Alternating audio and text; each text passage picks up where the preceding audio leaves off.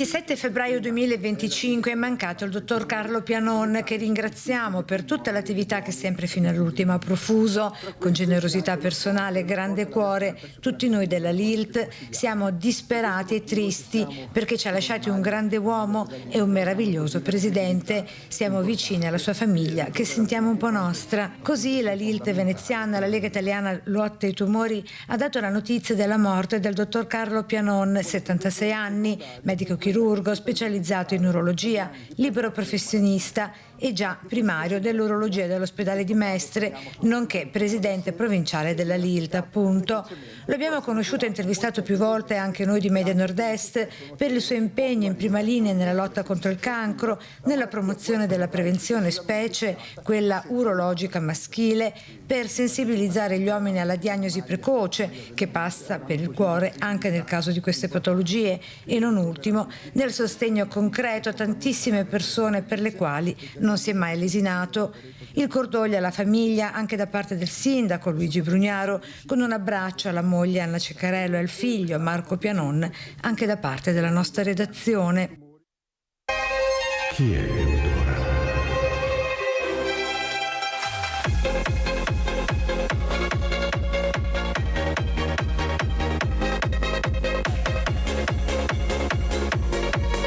Allacciatevi le cinture e godetevi il viaggio.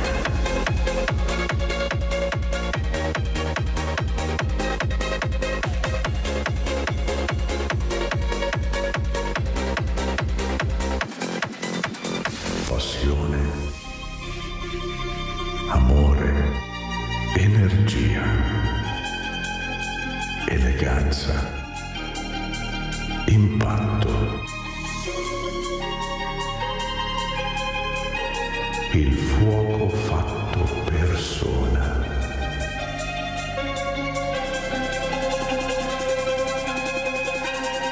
E molto altro. E anch'io, a modo mio, voglio salutare il dottor Carlo Pianon e sono sicura che a Carlo sarebbe piaciuto essere salutato così, con questa bella musica, con questa bella donna che abbiamo avuto la fortuna di avere ospite questa mattina, Eudora Nasato, violinista elettrica, ma dopo spiegheremo, perché lui amava le cose belle. Lui era di un'allegria unica, sempre positivo, sempre ottimista e soprattutto amava il bello, l'arte, la cultura, la musica, chi ne ha più ne metta, amante del lavoro, era una persona incredibile, è stato proprio un colpo improvviso per tutti, non ce l'aspettavamo. Perciò Carlo, Mirella ti saluta così questa mattina con questa musica e con questa donna, Eudora Nasato. Ciao Carlo e un abbraccio alla famiglia. Allora, Eudora Nasato, un bellissimo nome.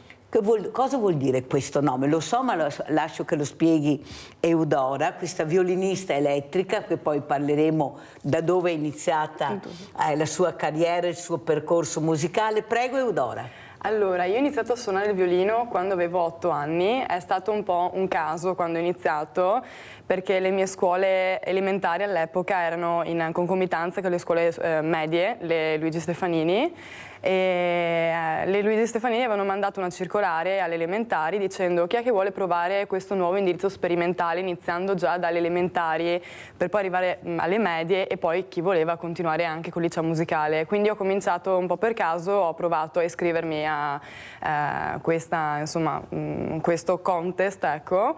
E fatalità, sono stata scelta, è stato un puro caso, e anche quando mi sono presentata per i docenti, diciamo, della commissione mi hanno chiesto ma come mai, che strumento vuoi suonare? Io all'epoca non sapevo neanche la differenza tra un violino, un violoncello, una viola, proprio era un mondo a me sconosciuto completamente. E lì per lì mi è venuto da dire violino perché, essendo una bambina, io avevo 8 anni, anche a livello sonoro il violino mi sembrava anche un termine molto, diciamo, dolce da sentire, quindi ho detto lì per lì violino. Poi ho cominciato il percorso, ho fatto tutte le medie musicali alle Stefanini, Poi ho continuato il mio percorso al liceo musicale a Castelfranco e appunto tutt'oggi sono al Conservatorio di Venezia, Benedetto Marcello. Mentre il mio nome ha un'origine, diciamo, particolare, è di origine greca, è stato scelto da mio papà e anche da mia mamma. E significa Dora, regalo, dono, e Eu, bel dono, bel regalo, perché sono arrivata dopo 10 anni che mia mamma mi cercava. Un bel dono veramente, guardate che dono, Grazie. ecco, avete capito che è proprio un bel dono e penso un nome bellissimo, veramente Eudora. È la prima volta che lo sento, proprio bello, bello, bello. Vediamo se è collegato anche il sindaco di Fregona, De Luca. Eccolo qua, buongiorno sindaco, buongiorno. Cosa dice? Bellissimo nome, ha sentito?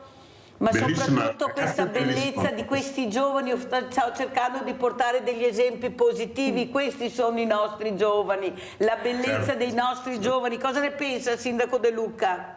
Bellissima giovane e bravissima, anche ho visto prima le sue esibizioni, bravissima veramente, il nome è stupendo. Grazie. Il nome è stupendo, vedi che siamo d'accordo Eudoro, un nome proprio bello, dolcissimo. Sindaco, io invece chiedo cosa le preoccupa di più, sindaco, in questo momento. Io tutti i sindaci veramente cerco di invitarli tutti o quasi, proprio perché siete quelli in prima linea, quelli veramente dove le famiglie, l'unico punto di riferimento siete voi, non ce ne sono altri, adesso poi sono tutti in campagna elettorale, se non ci fosse dovremmo inventarci, almeno la porta si apre e qualcuno ti ascolta, oppure anche per strada o al bar, perché ecco, quello che differenzia, secondo me, la differenza tra il politico e il politico sindaco o il sindaco è che il sindaco si ferma e raramente ha il telefono all'orecchio. Mentre il politico quasi sempre è infastidito anche dai giornalisti, eppure è pagato da noi,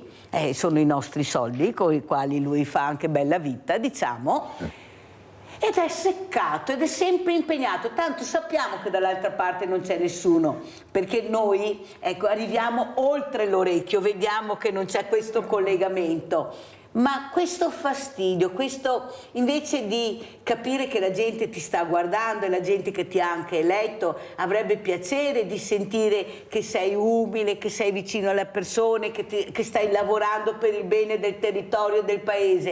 E invece siete gli unici, sindaco, a parte qualche rara eccezione, ma io penso che come voi i politici dovrebbero imparare da voi invece cos'è essere vicino alle persone. Prego, sindaco. Noi cominciamo al mattino presto perché anche appena esci di casa c'è già qualcuno. Io abito anche vicinissimo al municipio, quindi non faccio neanche tempo a uscire di casa che già mi fermano e ci metto mezz'oretta per fare neanche 100 metri, insomma, dalla mia abitazione al municipio, perché tutta la gente chiede, saluti, parlano, hanno sempre qualche problema. Sei confessore in pratica. Per tutta la gente, ha bisogno di aiuto, in questo momento poi è sempre più difficile. Guardate, vedo molta più gente in difficoltà. Io sono tornato sindaco dopo 10 anni, ma devo dire la verità che è molto più difficile adesso. Guardi sindaco, non mi fa piacere sentire queste parole, però è la verità, i 6 milioni di poveri si fanno sentire, perché come dico alle mattine sono le persone che lavorano purtroppo, che anche con 2 stipendi non riescono ad arrivare a fine del mese. Io penso che se non ci fossero veramente queste associazioni di volontariato, questi banchi alimentari, queste Caritas, queste parrocchie, sarebbe molto dura, perché sì parlare, ma bisogna anche concretamente agire, dare sollievo a queste famiglie che aumentano sempre di più, come dice lei, sindaco. Per fortuna è aumentato anche l'ISEE, adesso è di 10.200 euro, fortunatamente, perché avevamo degli ISEE bassissimi. Io firmavo lo stesso perché io assieme ai volontari ho questo banco alimentare, l'unico all'interno di un ente pubblico della provincia di Treviso, e anche mercoledì abbiamo visto avvicinarsi altre realtà nuove, ma persone proprio per bene che hanno perso il lavoro oppure non ce la fanno perché ho il mutuo, l'affitto, le bollette, il vivere, mangia bene, dicono sì, dammi i soldi che mangio bene io. Ecco, sindaco, secondo lei qualcuno dovrebbe ascoltarli di più? Perché vede, io ieri ho detto che ho letto dei soldi che girano nelle partecipate, sa che ho preso paura, ho fatto un sussulto, miliardi. Su questo c'è tutto. Cioè, capite che non è vero che non ci sono i soldi. Io quando ho letto i numeri, sindaco, veramente ho detto, ma come? Ma cos'è sta roba? Perché nessuno ne parla, sindaco. Cosa vuole dire, sindaco? Devo dire che il bilancio comunale adesso si basa, il costo maggiore è il sociale. Il sociale è un costo terribile, aumenta giorno per giorno. Per fortuna, come ha detto lei, che ci sono associazioni di volontariato, le Caritas e tante altre associazioni che ci danno da fare, che ci danno una mano a tutto quanto, ma il costo principale del comune in questo momento qui è gestire il sociale. E vedere tutti questi sprechi che ci sono in giro non è che faccia piacere. Delle volte viene voglia di buttare per aria le carte e di dire ai nostri ragazzi, alle nostre persone che sono in difficoltà, di dire ragazzi, io non ce la faccio più, cosa facciamo? Facciamo la rivoluzione assieme, pacifica logicamente, perché sono un uomo pacifico, che non vuole, odia le armi, per dire la verità, però veramente la situazione è grave, dovrebbero capire di più. Poi c'è ancora questa disparità, c'è tanto spreco da tante parti e non c'è la comprensione in queste zone. Noi abbiamo difficoltà soprattutto col personale che c'è, perché anche il nostro, la povertà c'è anche nel nostro personale che guadagna poco, ecco, non ha stipendi elevati, e qui dalla mattina conosce tutti, quindi cercano di aiutare tutti, però a fine mese restano un po' amareggiati per quello che prendono. Insomma, dovremmo cercare di equilibrare di più. C'è chi troppo prende, come i nostri politici, e chi non prende niente, non dico il sindaco, perché non è lo stipendio del sindaco che è in discussione, è lo stipendio dei nostri dipendenti e l'aiuto alle nostre famiglie più povere.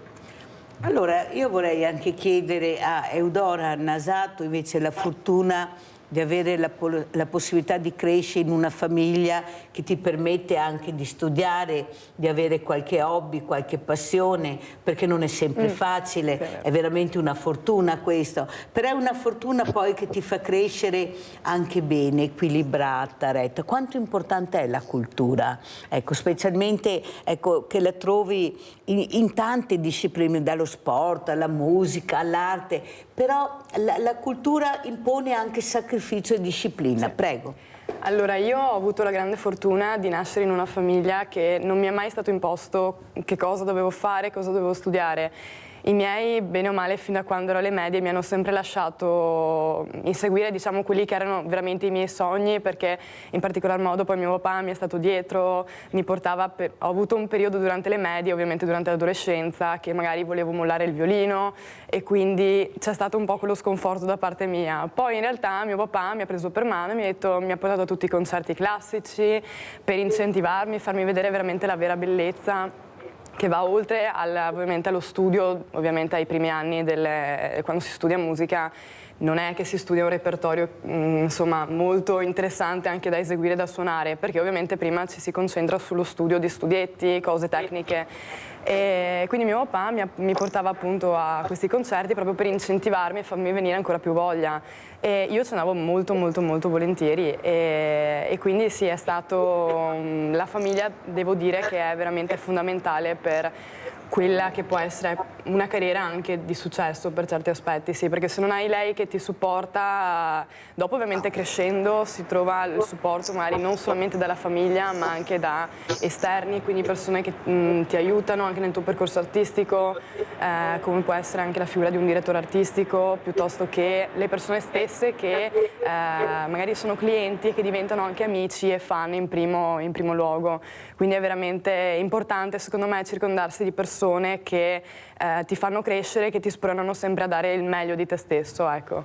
Allora, Eudora, ti ringrazio per quello che hai raccontato, perché io ho avuto proprio l'altro giorno il presidente della Canottieri Sile Donadon, il quale ha detto una cosa importante. Mi dispiace perché ho perso dei ragazzi che venivano a fare il canottaggio, perché all'improvviso hanno deciso che il canottaggio non andava più bene, volevano provare, non so, la pallacanestro, qualche altra disciplina, e passano di qua, passano di là. E questi genitori, invece di cercare di far capire come ha fatto il tuo papà, di insistere, aspetta un momento. Lui, ecco, non me l'ha mai imposto, però mi ha sempre fatto riflettere. Esatto, l'hai detto tu, ti ha accompagnato per capire te stessa e per vedere se era questa poca voglia di proseguire Esatto. oppure che avevi bisogno di essere un po' accompagnata per Esatto. mano per capire che vale la pena di tentare. Bravissima. Allora si diceva, ti sei iscritto, perfetto, hai deciso di iscrivere, adesso Esatto. finisci il corso. Esatto. Non puoi a metà o all'inizio, dopo 2 o 3 volte, no, non mi piace più, vado da Esatto. un'altra parte, e questi genitori che dicono, vabbè, se non ti piace, no, hai voluto il corso, lo finisci. Sono d'accordo. Quando l'hai terminato, vediamo cosa fare.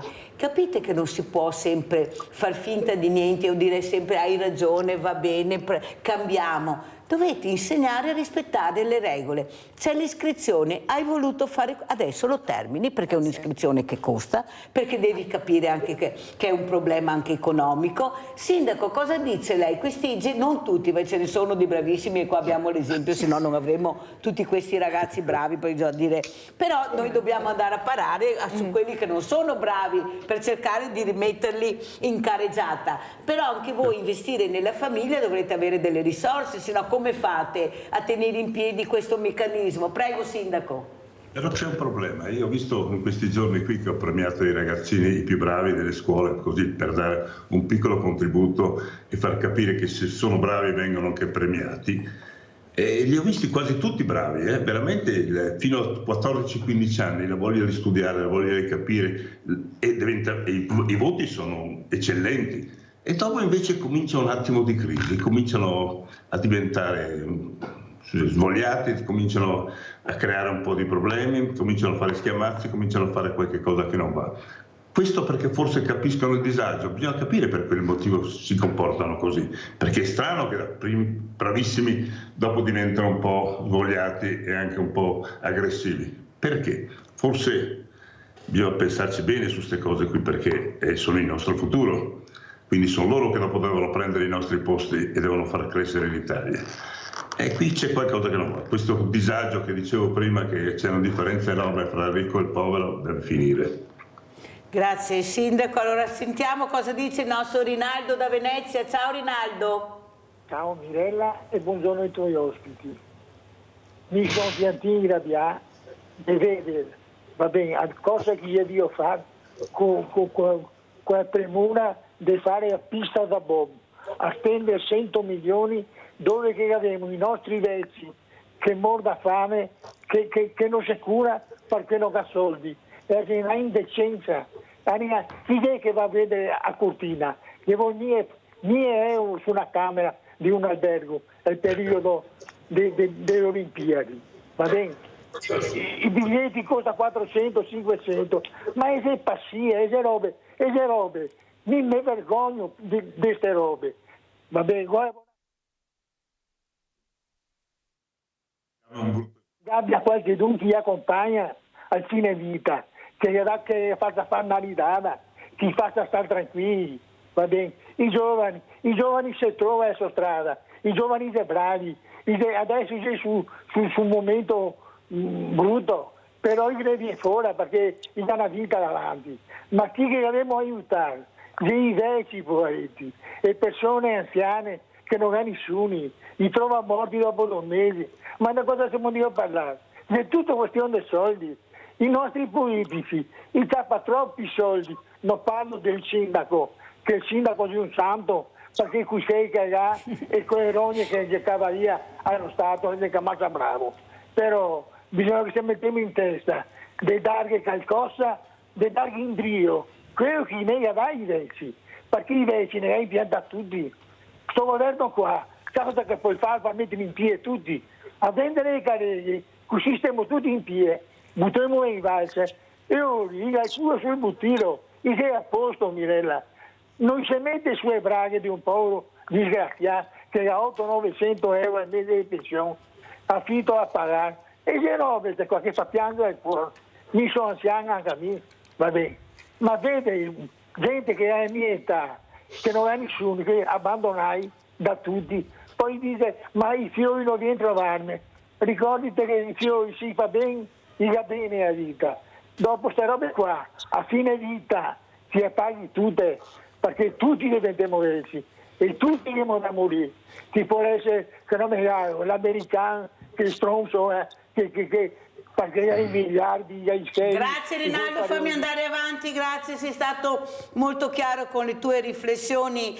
Io volevo chiedere anche a Eudora come vede lei, e quando magari anche vi incontrate tra amici, tra musicisti, ecco, come vedete, ecco, che sensazione avete di questo territorio, di questo mondo che forse non gira come volete voi, che siete molto vicini all'ambiente, alla natura, agli animali, perché vi fidate di più, naturalmente avete ragione, perché non vi ascoltiamo, perché si investe poco sul giovane, si ascolta poco a mio avviso, forse ascoltandovi di più forse avete le idee anche più chiare di quello che pensiamo. Prego Eudora. Sono d'accordo con quello che hai detto, nel senso che molto spesso magari a volte siamo noi a dare magari degli input alle persone più anziane piuttosto che appunto chi gestisce appunto tutto questo. È anche vero però che secondo me c'è anche tanta voglia da parte dei giovani di prendere in mano la situazione e secondo me anche se magari adesso si vede il tutto un po' negativo per i giovani, secondo me appunto saremo proprio noi che prenderemo in mano questa cosa e anche parlando con altri musicisti piuttosto che con ragazzi della mia età, quando ovviamente ci addentriamo un po' in discorsi un pochino più seri, ecco, non percepisco diciamo la moltissima preoccupazione da parte dei giovani perché secondo me una qualità che abbiamo è che siamo molto speranzosi nel futuro e soprattutto anche con un nuovo mindset, ok, che si sta secondo me che stiamo interiorizzando magari anche con gli errori passati dei genitori piuttosto che proprio di tutti gli avvenimenti storici passati. Secondo me noi, spero in questa cosa, e ne sono anche abbastanza convinta, riusciremo a prendere in mano questa cosa e pian pianino far ripartire insomma le cose sperando appunto in qualcosa di migliore, ecco. Sindaco, ha sentito che bel messaggio che ha dato Eudora, veramente fa ben sperare le parole di Eudora, perché ci sono questi giovani, parlano, si interessano, protestano in maniera forte delle volte, ma io dico non hanno altro mezzo, è l'unico mezzo che hanno, anche perché fino adesso non è che li abbiamo ascoltati molto, però fa ben sperare. Ha sentito, siamo ottimisti per il futuro perché ce lo faremo noi, perché saremo noi a decidere il nostro futuro. Prego Sindaco. Questa giornata comincia bene, devo dire la verità, sentire queste cose dà la carica anche a quelli più vecchi e a quelli che hanno dei compiti da portare avanti molto difficili anche, quindi oggi sarà una bella giornata anche per me e soprattutto anche per i cittadini di Pregona. Ha visto Sindaco che Sveglia Veneti porta bene, ha visto? Sentito più che visto. Certo, ma voglio spendere una parola anche per gli anziani, perché io... Sì, alziamo un po' il volume per cortesia perché si sente poco, grazie. Prego, prego Sindaco. Io devo dire che sì, ci sono i giovani che danno la mano, ma anche gli anziani. Io ho 3-4 persone, forse anche di più, sugli 80, 83, 84 anni che mi danno la mano, puliscono, c'è qualche cosa da fare, si rompe una palizzata, c'è un buco sulla strada. E sono pronti a dirmelo, non solo a dirmi guarda che c'è questo buco, ma anche a dire ma possiamo andare a mettere a posto, lo facciamo. E devo dire che grazie ogni tanto questo qua aiuta il sindaco ad andare avanti, perché sennò diventa veramente difficile la nostra missione. Cominciamo presto la mattina, finiamo tardi la sera, schiacciati da questi problemi, anche perché il personale manca. Abbiamo un sacco di problemi, per esempio adesso io devo fare anche il vigile, ma insomma sono tante le cose che non tornano, quindi, ma soprattutto perché c'è troppo squilibrio fra il basso e l'alto. Allora andiamo a vedere proprio questo vigile, chi è il sindaco, andiamo a vedere e poi commentiamo il servizio.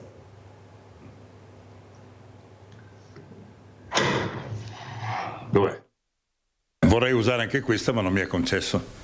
Per ora. A Fregona di necessità si fa virtù e non potrebbe essere altrimenti da quando nel settembre scorso se n'è andato anche l'unico vigile urbano in servizio, difficile rimpiazzarlo in uno dei comuni più montani della Marca. Ecco quindi che alle pendici del Pizzoc è il sindaco a farne le veci e la paletta è veramente l'unica cosa che a questo punto manca, così come la facoltà di staccare multe, possibilità che diversi sindaci della Marca stanno chiedendo a gran voce proprio in questi giorni. Senza multe non si fa niente. Purtroppo bisogna toccarlo nel denaro se si vuole ottenere qualche cosa.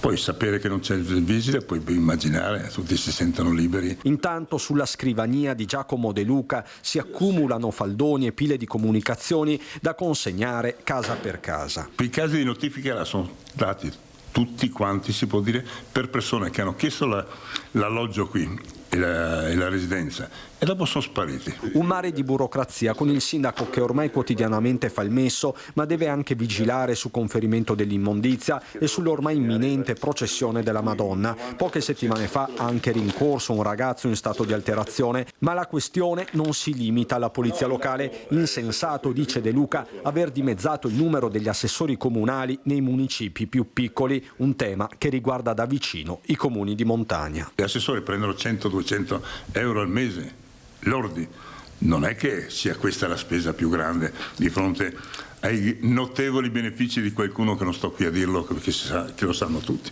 100-200 euro al mese. È un'analisi molto amara la sua.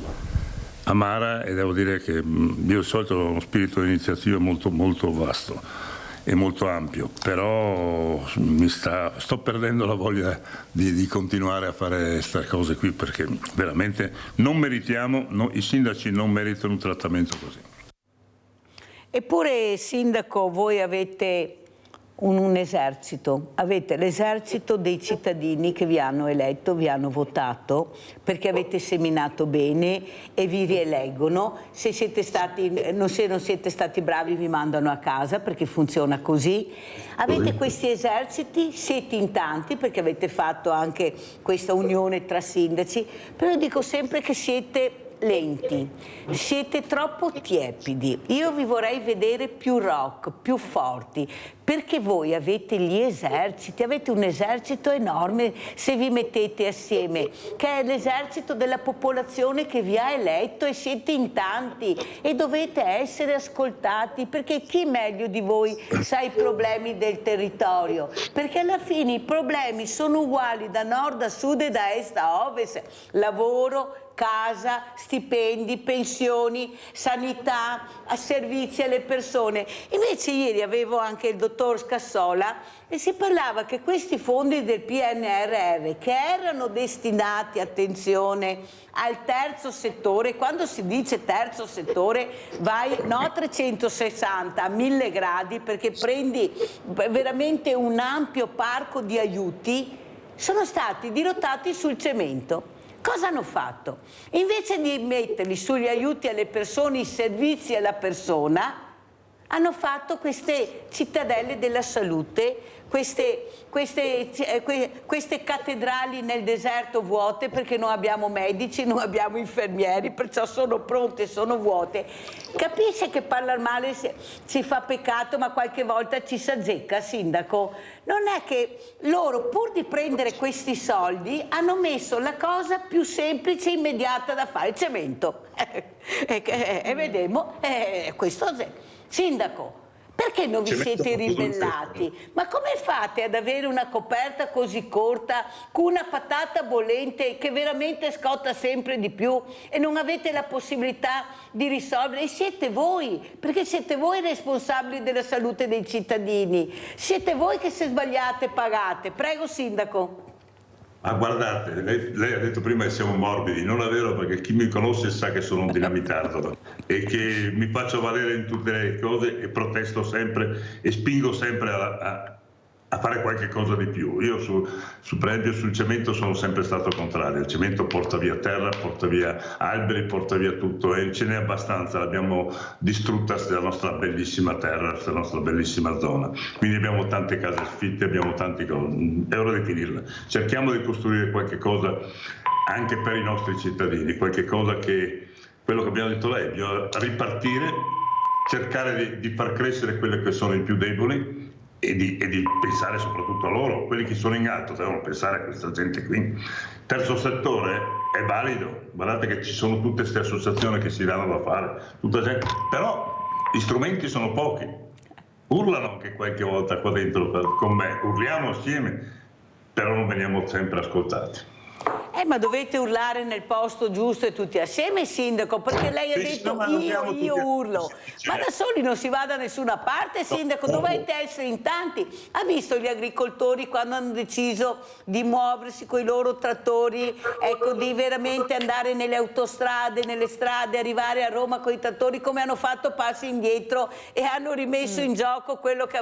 Perché hanno preso paura di questi colossi, dei numeri che si stavano muovendo. Capite perché le dico lo dico spesso, sindaco, anche agli altri sindaci, perché io, capisce, sono stanca di vedere un potere arrogante, di vedere questa arroganza di non ascoltare chi veramente anche ti ha dato la possibilità di diventare così forte e anche delle volte così ricco, dico io. E veramente lo ignori completamente, lo noti solo al momento del voto, ma non si accorge, sindaco, che anche adesso addirittura i diversamente agili, come li chiamo io, hanno veramente i primi posti, perché sono voti, sindaco, non capisce? Vado dappertutto adesso perché ho bisogno di tanti voti e allora cerco di allargare e allora do il contentino, diamo i contentini di qua, diamo i contentini di là, ma non si risolve il problema, sindaco. Il problema sta a monte ed è gravissimo il problema, non c'è più lavoro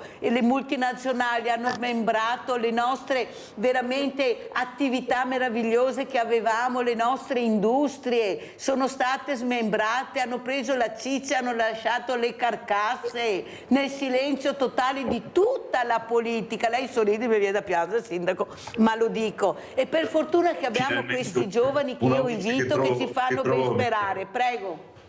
Una voce che trovo amica, sono perfettamente d'accordo con lei, e se qualcuno mi sente e che mi conosce sa che sono abbastanza, quasi come lei, diciamo. Lei è un po' più aggressiva forse, ma io in questo momento continuo a lottare perché non ci sono cose che non vanno bene. Dall'alto continuano a piovere richieste, dobbiamo fare anche le loro statistiche, dobbiamo preparare tutte, ma non è quello il nostro lavoro è costruire per i nostri cittadini. Si stanno lamentando, chiedono statistiche dappertutto, hanno tutte le armi per fare, controllano perfino quello che facciamo, se alziamo un dito lo controllano e lo vedono.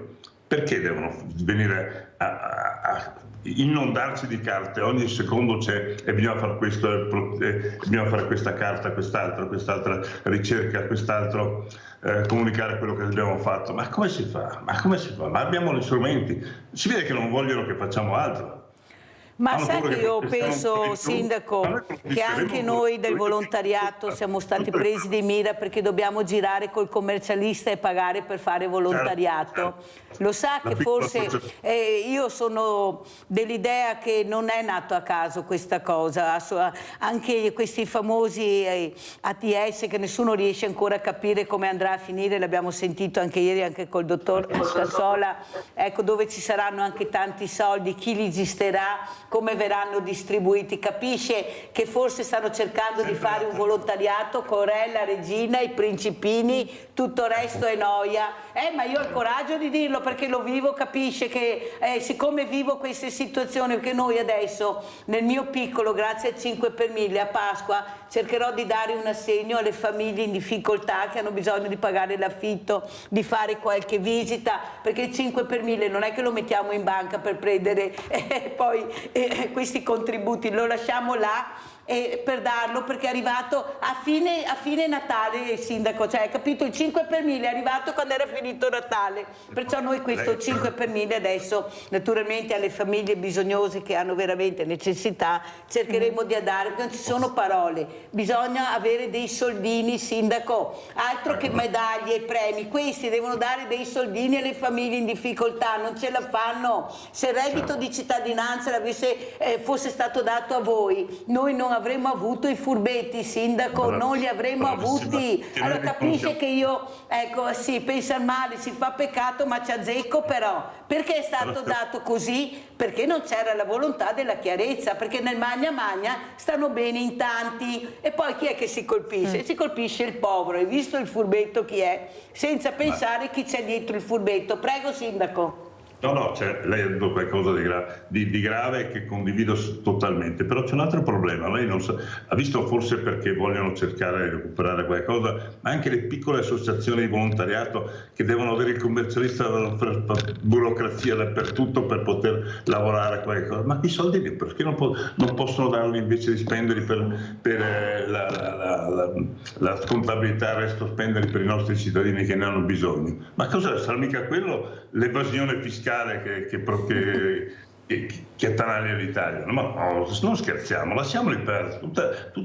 Ogni piccola associazione adesso c'è la testa che deve pensare Però Sindaco, dobbiamo continuare perché ci fa ben sperare le parole che ha detto questa splendida ragazza Eudora, quella che ha detto guardate che noi siamo ottimisti, ce la faremo a riprendere in mano la situazione e saremo noi. Io darei a Eudora anche il voto ai sedicenni, è 2 anni, 3 che lo dico, che io voglio ma c'è anche in altre parti d'Europa, non è mica quello magari no, perché sono proprio nell'adolescenza. No, sono bravi, hanno le idee chiare. Scusa, diamo pure il patentino a loro e li mettiamo nella strada. Allora, per il patentino sono maggiorenni, per avere il patentino, per andare, perché quelli di 50-60 hanno le idee chiare. Secondo te, Eudora, a votare? Stendiamo un velo pietoso, per carità, stendiamo un velo pietoso. Pubblicità.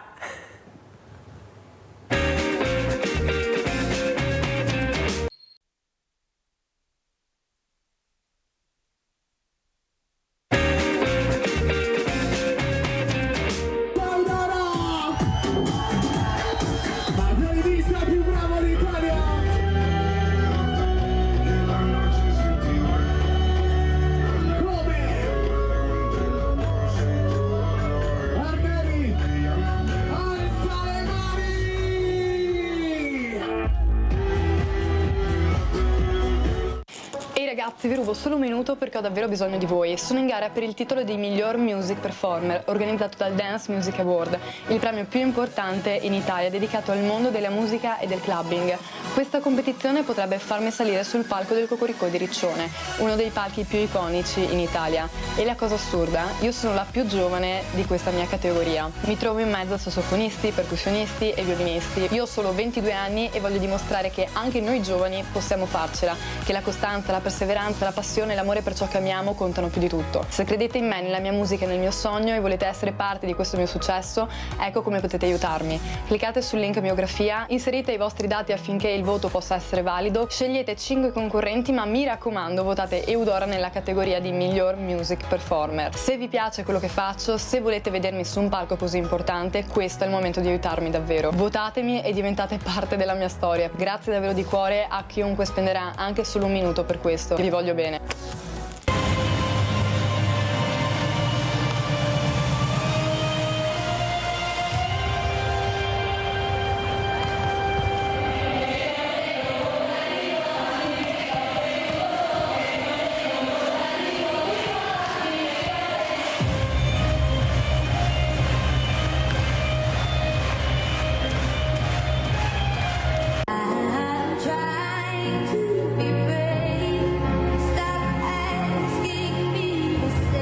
Sanremo?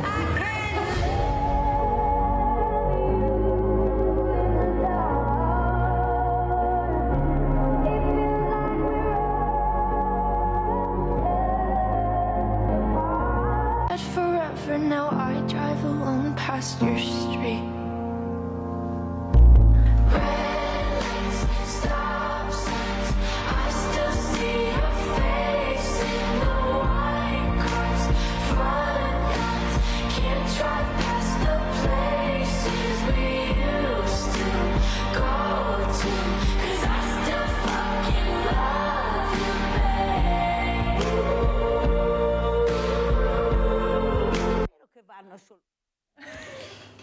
Abbiamo Emanuela da Treviso, vai Emanuela.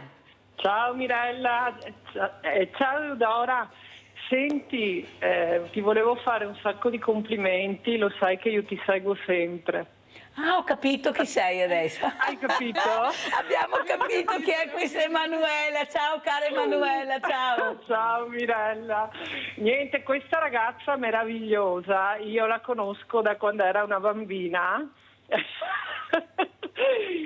perché non vi sento bene. Aspetta. No, ma noi ti sentiamo benissimo, Emanuela, proprio bene.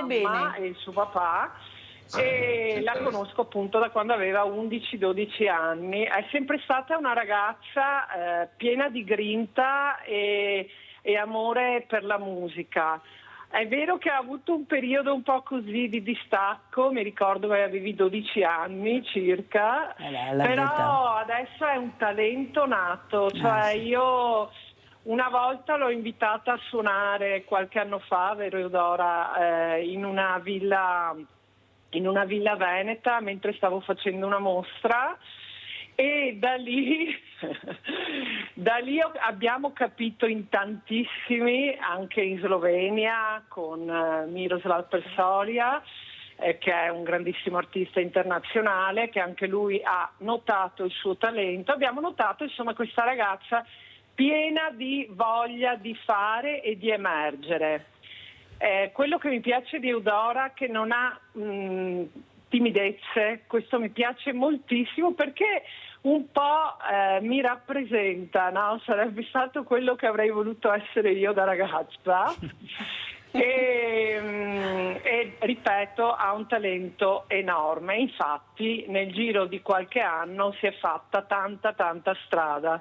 Io la seguo nei social, le scrivo in privato, sono qui davanti alla televisione a guardarla, a ammirarla nella sua eleganza, nella sua classe e nel modo di esporre, perché è una ragazza, devo dire, per la sua età come poche.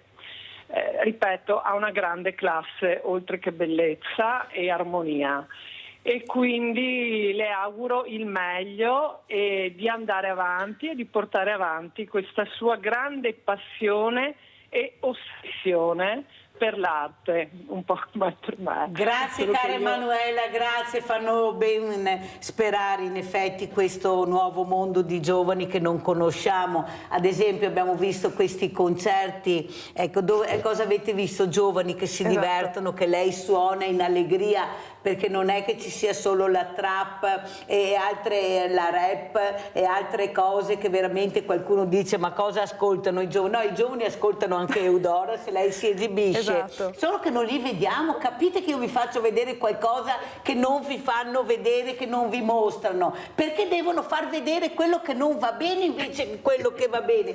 Questa mattina Mirella invece vi fa vedere questa cosa bellissima di una ragazza bellissima e giustamente come dice anche Emanuela, una ragazza che vede in un futuro rosa, vedono rosa questi ragazzi, ma capite bene quello che vi stanno dicendo? Ecco, lo dico ai politici, non voi a casa, certi politici, ascoltateli. Sindaco, come vuole commentare anche la telefonata di Emanuela che dice è vero, sono così, ha visto Sindaco, forse è meglio che chiamiamo la nostra Eudora a suonare anche in questi spazi meravigliosi che avete, le ville ne abbiamo tantissime, sappiamo neppure quante ne abbiamo, possibile che non riusciamo ad aprirle, che è tutto in degrado, non si sa cosa fare, oppure si mettono delle cose che sono inammissibili a volte. Non vi dico cosa sto vedendo in questi giorni, per una roba allucinante. Sono i bandi sulle nostre sagre locali che vengono vinte da persone che vengono chissà da dove, Sindaco. Ma cosa sta succedendo, Sindaco? Prego.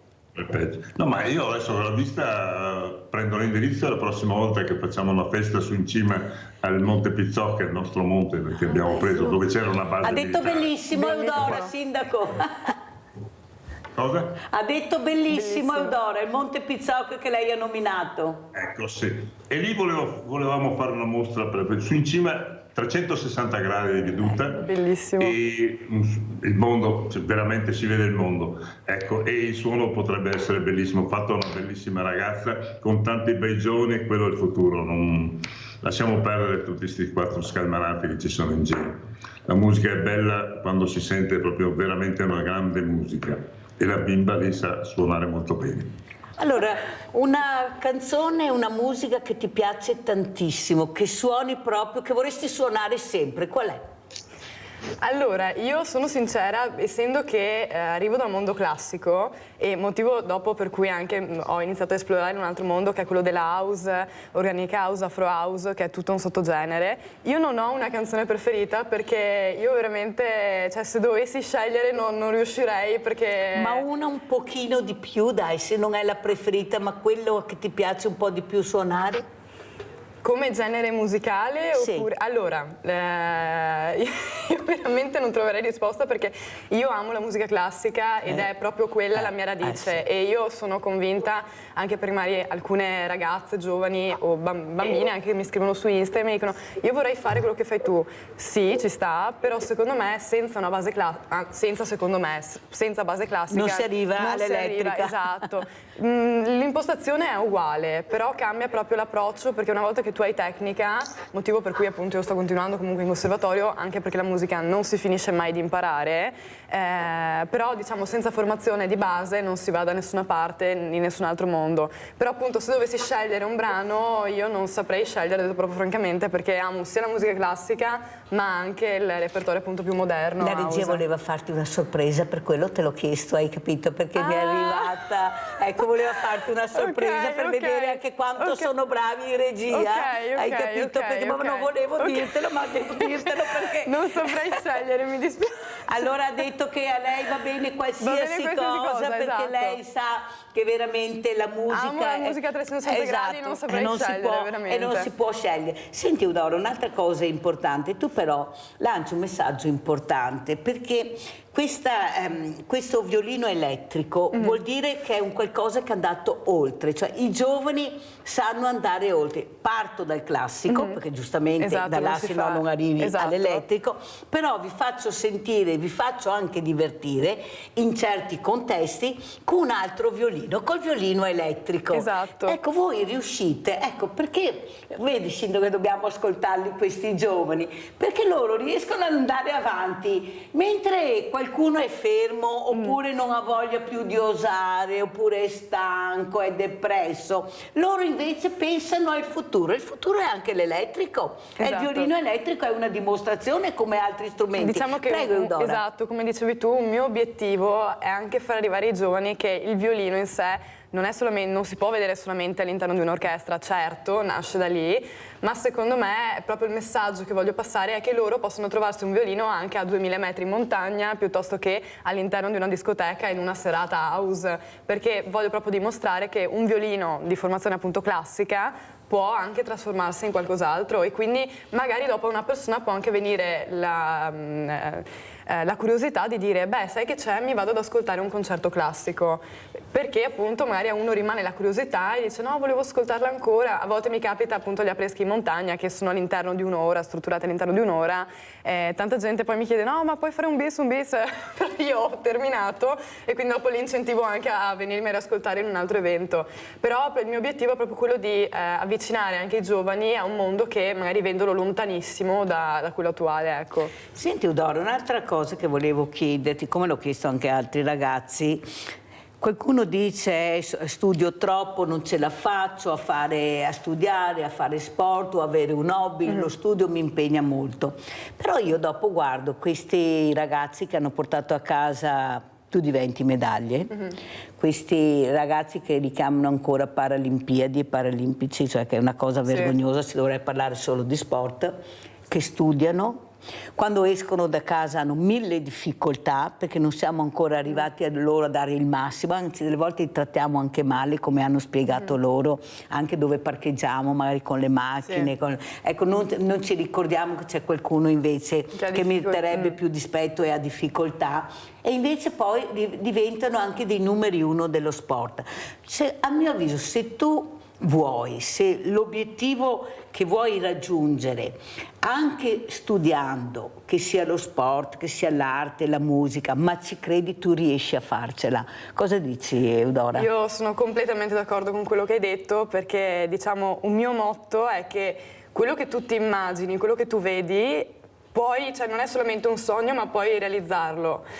E io in questa cosa ci credo veramente molto, mi emoziono anche nel dirlo perché ti fanno bene le lacrime, l'emozione, magari ci emozionassimo sempre. Vai. Lo sento veramente mio, perché come sono riuscita io, sono convinta che ci può riuscire qualunque altra persona, che sia in ambito molto sportivo, che sia artistico, che sia musicale, perché se tu hai un obiettivo puoi arrivarci, ci arrivi. Senti, con i tuoi tempi, ciascuno ha i suoi tempi, ma prima o poi ci arrivi. Sono sicura, ed è la dimostrazione tua, ma anche quello che mi hai detto, che io condivido, quando tu dici lasciamo i giovani che anche se sbagliano, ma devono sbagliare, perché imparare bisogna sbagliare, se no non impari mai, lasciate loro le iniziative, non perché sono giovani tu non ci credi o poi dai delle mansioni a quelli meno giovani perché ti fidi di più. Io ricordo sempre le parole del direttore Francesco Benazzi, direttore dell'ULSS 2 di Treviso, e mi fa piacere anche ricordarlo quando si arrabbiava tantissimo anche qui davanti alle telecamere, che venivano chiamati dottorini, ecco, non mi fido del dottorino, e lui si è arrabbiato, ha detto questi sono dottori a tutti gli effetti, smettiamola, sono preparatissimi, dovete fidarvi, altro che dottorini. È questo il messaggio che noi come il dottor Benazzi dobbiamo dare, fidarsi dei giovani, sono preparatissimi. Avete visto quel ragazzo che era seduto al posto di Eudora, che ha scoperto la stella variabile?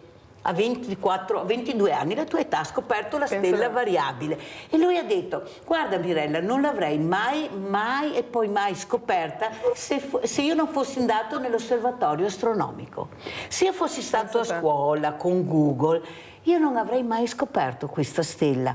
La bellezza dell'osservatorio mi ha talmente rapito e mi ha coinvolto, e da là sono arrivato a ricercare questa stella e ho scoperto la stella variabile. 22 anni.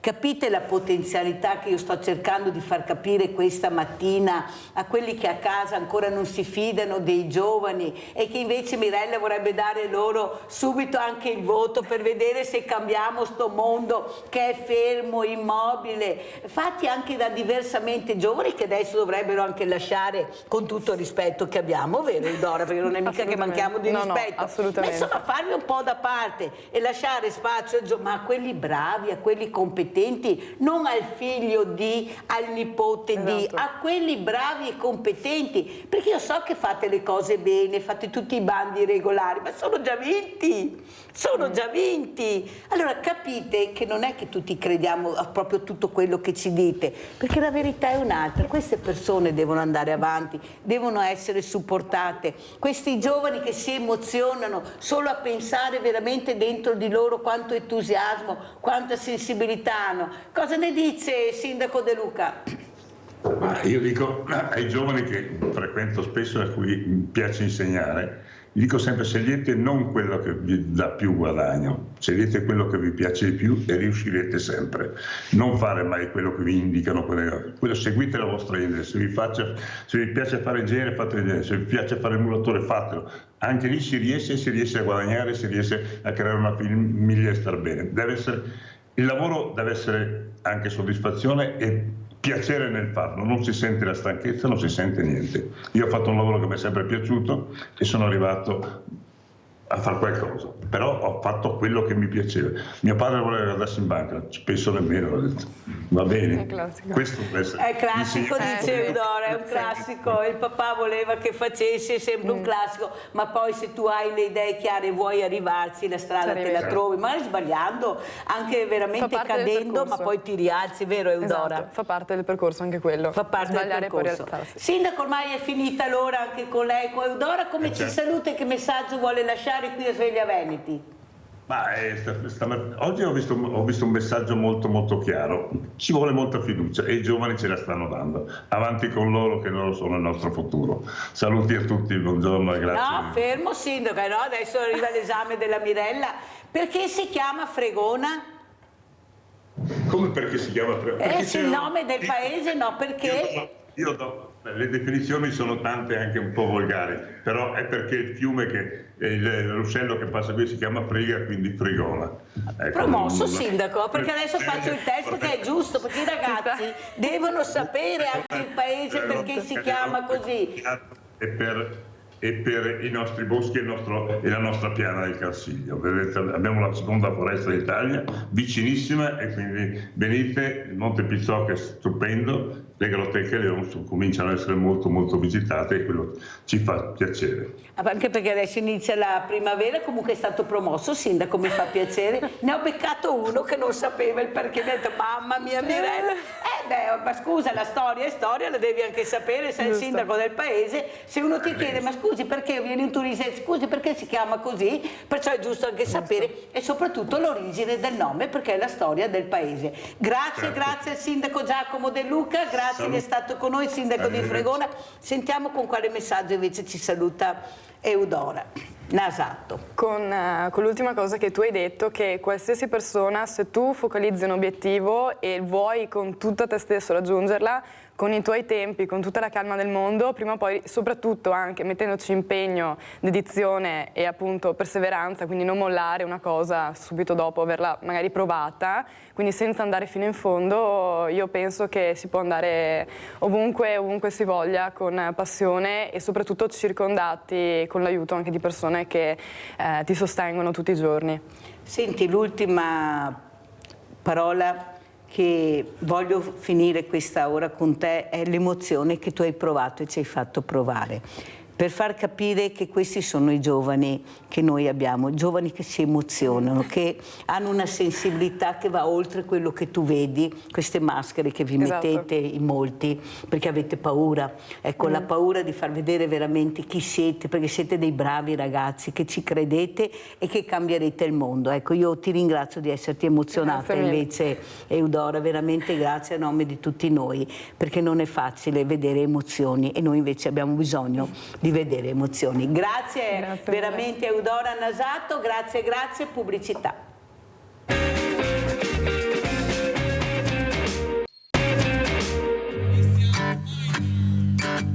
Siamo qui con Christian, campione sommelier regionale prima e nazionale poi dell'AIS, e quindi questo è un grosso piacere e anche una soddisfazione vedere giovani che comunque portano a casa risultati anche in questi settori dove serve tanto studio, tanta preparazione, tanta conoscenza. Sono Cristian Maitan, vengo da Ponte di Piave. La mia passione nasce durante la scuola alberghiera. Incontro questo professore che mi dà delle nozioni, le prime chiavi per la lettura dei vini. La mia passione è la sommelierie. Sono diventato nel 2023 miglior sommelier d'Italia AIS. Ero già nel 2018 miglior sommelier del Veneto AIS. E diciamo questa passione, questo turbine legato al mondo del vino, appunto, è iniziato con la scuola alberghiera e poi è sfociato legandosi ai corsi AIS. A questi tre livelli che poi mi hanno portato a conoscere quelli che sono i concorsi AIS, e prima appunto miglior sommelier del Veneto, successivamente miglior sommelier d'Italia. Grazie a anni e anni di dedizione, ci ho messo all'incirca 6 anni, e tra momenti un po' più felici e momenti duri in cui insomma mi sono trovato a battere la testa, mi sono trovato a dire no, non ce la faccio, è troppo complicata, troppo ardua, perché poi diventare miglior sommelier d'Italia ci sono delle varie specifiche da seguire, ma soprattutto ci vuole tanto tempo, tanta dedizione, tanto studio. Le materie sono molteplici, non si parla solo di vino, ma si parla anche di distillati, si parla anche di birra, di tè, di acqua, di caffè, e quindi il mondo è veramente molto, molto ampio e diversificato, quindi non è solo l'analisi diretta del vino come tanti mi chiedono, ma bensì c'è tanto da studiare. E poi non dimentichiamoci le ore dedicate al calice. Fin da piccolo, fin dai primi passi, ovviamente mi muovevo tra i tavolini. Sono nato sopra i ristoranti, quindi ho vissuto l'attività ristorativa a pieno fin da giovane. Vi racconto un piccolo aneddoto. 3-4 anni fa mi arriva una recensione su TripAdvisor con scritto: lui era troppo giovane per essere sommelier. Io avevo già vinto il titolo come miglior sommelier del Veneto. Il nostro territorio è un territorio sempre più a presenza turistica, e quindi stiamo crescendo molto bene, e avere delle persone capaci e preparate a dare risposte ai turisti sicuramente è una cosa molto buona. Voglio sottolineare il fatto che non siamo mai troppo giovani per incontrare un mondo che tante volte viene visto come un mondo un pelino più anziano a livello di posizionamento, ma mettetevi in gioco fin da subito. Io ho iniziato nel 2017, all'età di 22 anni, il mio percorso nella sommelierie e ho cercato di arrivare all'obiettivo. Seppur comunque la giovane età, la poca esperienza nel calice, perché richiede tanto tempo e tanta dedizione, però comunque mi sono sempre rialzato, ho sempre cercato di raggiungere l'obiettivo senza mai abbandonarlo e soprattutto ascoltando solo quelli che secondo me erano i punti di riferimento e non chi mi voleva battere. Il Veneto poi è una regione che ha a cuore e anche nella sua economia ha un'importanza a livello vitivinicolo e quindi sicuramente questo è un bel esempio, una bella storia da raccontare.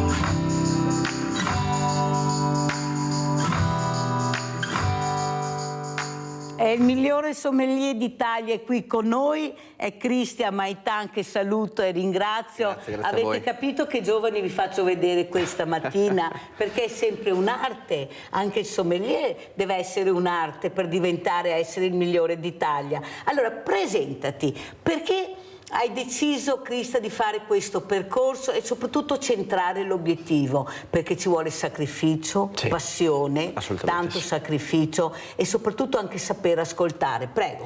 Ma guarda, allora era il mio obiettivo fin da piccolo, no? Nell'intervista che avete appena visto cito il mio professore della scuola alberghiera, che è stato colui che mi ha dato le prime chiavi di lettura del calice. I primi calici appunto li ho affrontati con lui durante il percorso alberghiero, che per me è stato fondamentale per avviarmi non solo in un fattore legato al servizio della sala, ma anche al mondo della sommelierie, perché viene accennato qualcosina, si tocca con mano i primi calici, le prime schede tecniche, e si va ad analizzare e a dedurre anche quelle che sono tutto quello che un calice può comunicare. E poi step by step ho capito che quella poteva essere la mia strada, che quella materia specifica comunava molte delle mie passioni, quindi non solo il riconoscimento, no? Che tanti mi dicono ma voi riconoscete solo i profumi, li comunicate, no, poi alle spalle c'è storia, c'è racconto, c'è la geologia, c'è la società, quindi tutti questi aspetti che mi hanno sempre incuriosito, per cui ti dirò, inizialmente ho iniziato a amare il vino prima di tutto a livello teorico, quindi su carta, e poi ho iniziato ad affrontare il calice e a captare come poi riuscire a veicolare determinati concetti storici, territoriali tramite il bevante. Ti fermo un secondo. Vai. Perché abbiamo Elsa da Istrana, se no mi cade la linea. Ciao Elsa. No, perché è un'ubriacona che parla. Pronto? Siccome sento parlare un'ubriacona. Adesso parla, vai, parla pure. Ok, allora, io anni fa sono stata operata al cuore qua a Treviso. Mi hanno salvato per un pelo, però ho avuto tanti problemi. Quest'estate ho avuto un infarto grande. Anche lì mi hanno salvato per un pelo. Sono caduta, ho rotto il femore. Vai, parla. E mi hanno rovinato. È più di un anno che sono allettata, non ce la faccio più. E i dolori mi mangiano, non sono a letto, non ho neanche un dottore. Non so a chi rivolgermi, non so cosa fare.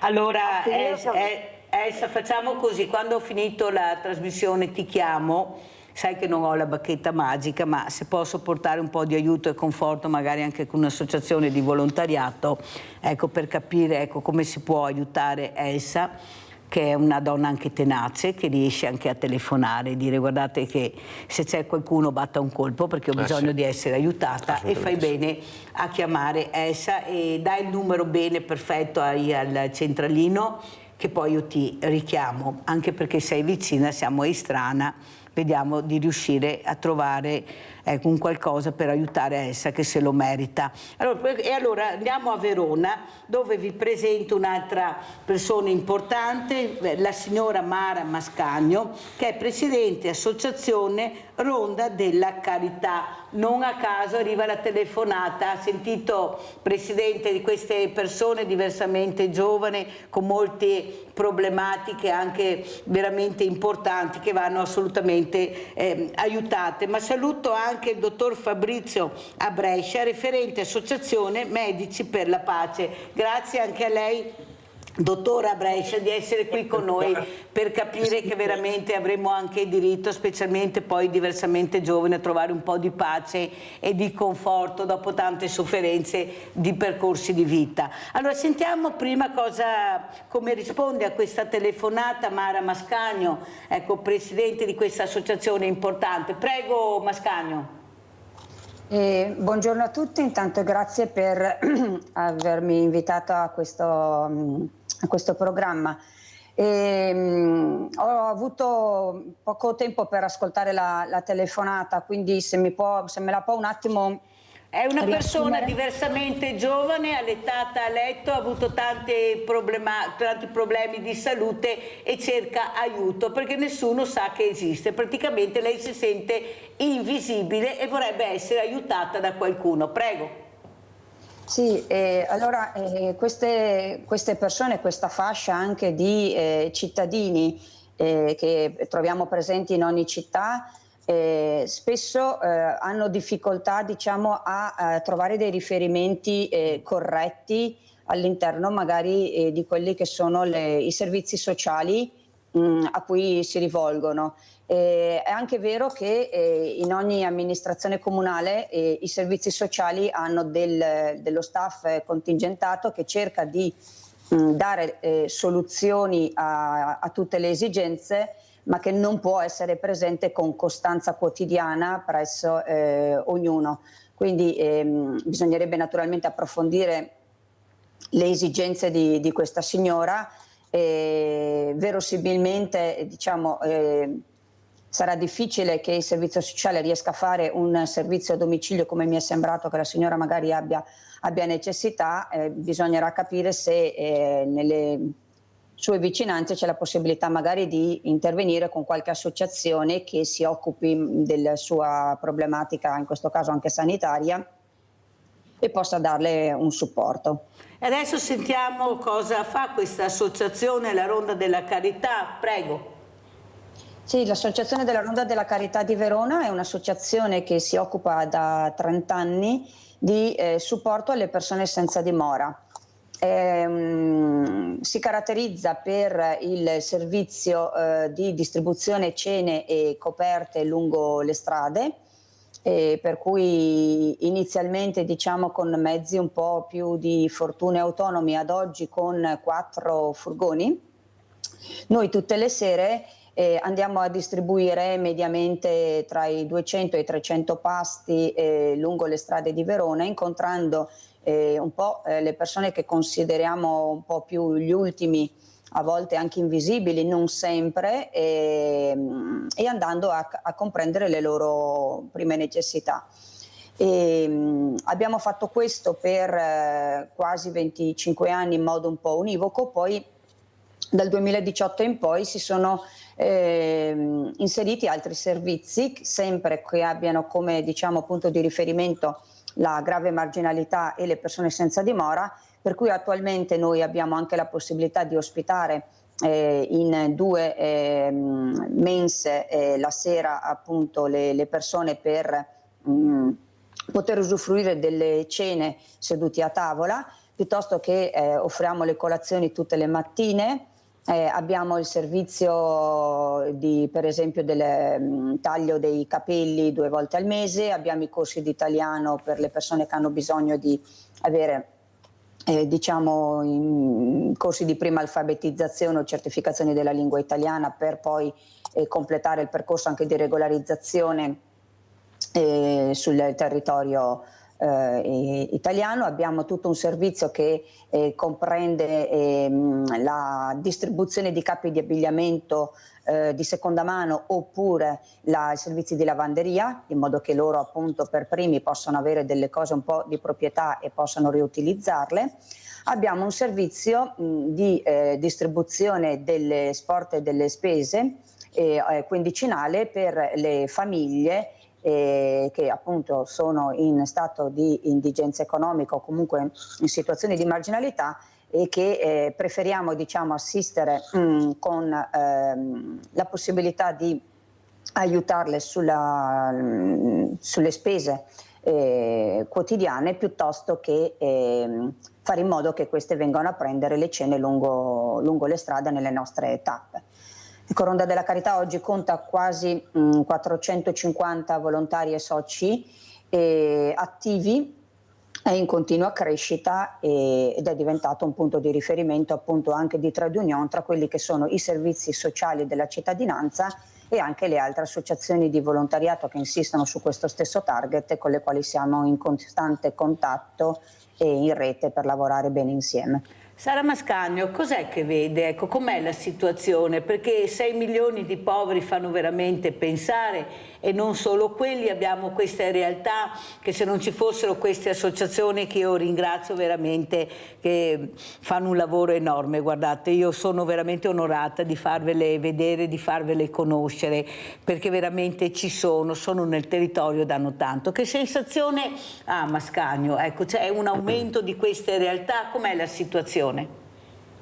Allora, la situazione è sicuramente una situazione di marginalità costantemente in aumento e si è anche evoluta tanto negli anni, nel senso che quello che poteva essere, diciamo, inizialmente, parlando di 30 anni fa, il vecchio clochard barbone che si trovava appunto per strada, mediamente anche negli stessi luoghi che destinava, diciamo, a propria dimora o contesto abituale di riferimento, ad oggi si sono un po' trasformati in persone che hanno bisogno di un tetto e che non riescono ad ottenerlo per varie motivazioni. Ci sono una serie di persone di cittadinanza spesso italiana o comunque europea che sono state magari sfrattate, non hanno potuto, diciamo, a seguito magari di problemi di salute, non hanno potuto pagare gli affitti, oppure a seguito di magari percorsi che hanno magari incrociato dipendenze piuttosto che permanenze in carcere, non sono più stati accettati dalla propria famiglia e quindi si ritrovano in una situazione di mancanza di reddito e non possono andare a proporsi, diciamo, per contratti di affitto. Ci troviamo in una città, Verona, che è in costante anche interesse dal punto di vista turistico, e questo ha comportato negli ultimi anni sicuramente a una conversione di quelli che erano le abitazioni disponibili per i nuovi affitti o proprietà a una conversione ad affitto temporaneo breve, affitto turistico, che naturalmente ha portato una penuria di disponibilità di spazi abitativi anche per gli stessi cittadini veronesi.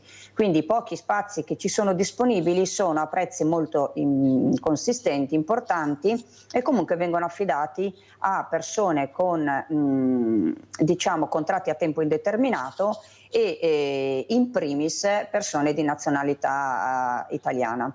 Molto chiara, devo andare avanti perché devo presentare anche l'altro ospite, ma la ringrazio per far capire che non sono più i barboni di una volta che avevano deciso di fare quel percorso, ma sono persone che hanno avuto una difficoltà enorme, hanno perso il lavoro, hanno perso la casa, si sono ammalate, e queste persone le ritrovano nelle strade, e veramente noi a nome di tutti vi diciamo grazie per quello che fate, veramente grazie, perché siete indispensabili per queste realtà che sono i nostri cittadini. Questa è la verità, sono le nostre famiglie. Allora saluto anche il dottor Fabrizio a Brescia, referente Associazione Medici per la Pace. Ma quando mai, dottor, a Brescia avremo un po' di pace? Ecco, voi state facendo tanto, anche voi cercate, anzi mi permetta di salutare Papa Francesco, veramente ti prego Papa guarisci, perché se non ci fossi dovremmo inventarti, che stai cercando di far capire l'importanza dei valori della Chiesa, della carità, del dolore, del sacrificio, ma il segno della pace. Prego, dottora Brescia.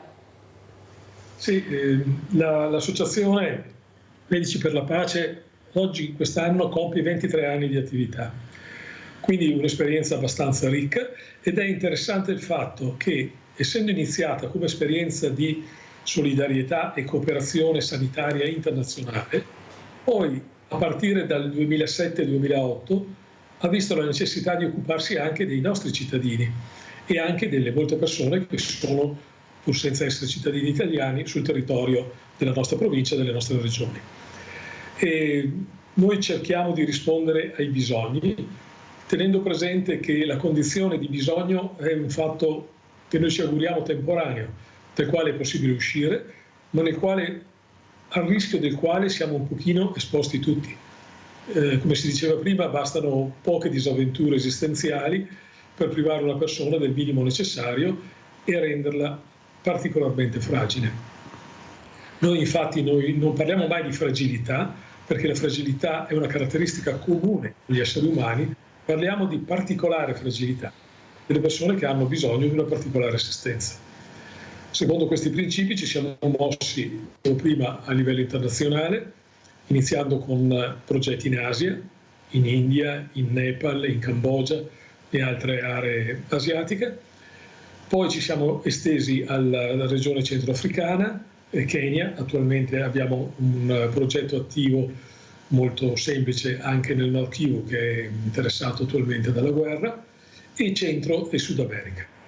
In ambito europeo siamo attivi in Europa orientale, attualmente in un paio di paesi dell'Europa orientale, Slovacchia e Slovenia, ed è interessante il fatto che agiamo anche lì su persone prive di domicilio. Quindi siamo in grado di confrontare, di fare una sorta di benchmark tra le problematiche dei nostri senza tetto e di quelle di queste diverse realtà. Avete capito cosa abbiamo nel nostro territorio, no? Perché veramente io sono veramente onorata di rappresentare queste associazioni che molti non conoscono, non sanno, e invece devono avere la visibilità che meritano. Allora andiamo a vedere anche questo video di questa presentazione, ecco, dei Medici per la Pace.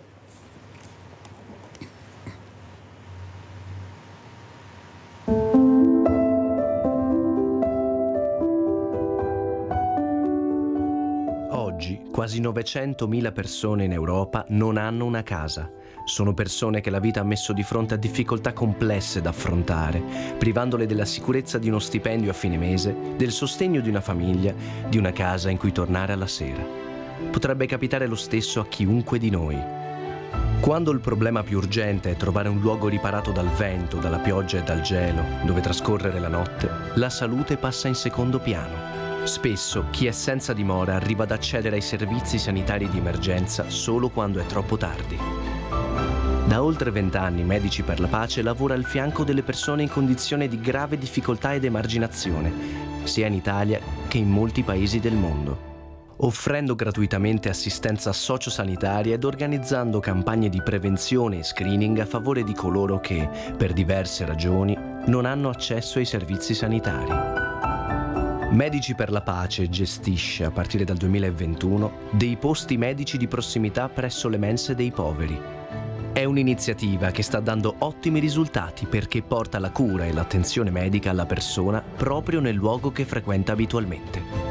Presso gli ambulatori ad accesso libero e gratuito operano gruppi di medici e infermieri volontari che dedicano il loro tempo e la loro professionalità a garantire concretamente il diritto alle cure, anche e soprattutto a chi ne è solitamente escluso. È un lavoro di squadra costruito sulla fiducia che riguarda la salute, ma che ha molto a che fare anche con l'ascolto, con l'empatia, con il guardare negli occhi la persona in difficoltà. Nei posti medici di prossimità, la persona, molto spesso invisibile ai più, acquisisce dignità e rispetto. Ogni anno centinaia di persone senza dimora hanno accesso agli sportelli di Medici per la Pace in Italia. Un numero che continua a crescere, segno di un bisogno sempre più diffuso, ma anche di un metodo di lavoro che si è rivelato efficace. Per questo nel 2022 Medici per la Pace ha deciso di replicare questa esperienza anche all'estero, attivando un'infermeria di comunità presso un rifugio per persone senza dimora a Bratislava, in Slovacchia, dove gli utenti possono ricevere gratuitamente cure, medicinali, supporto psicosociale e legale. Giorno dopo giorno ci impegniamo con azioni concrete, convinti che una società equa, inclusiva e attenta ai bisogni di ognuno possa esistere grazie all'impegno di tutte e tutti.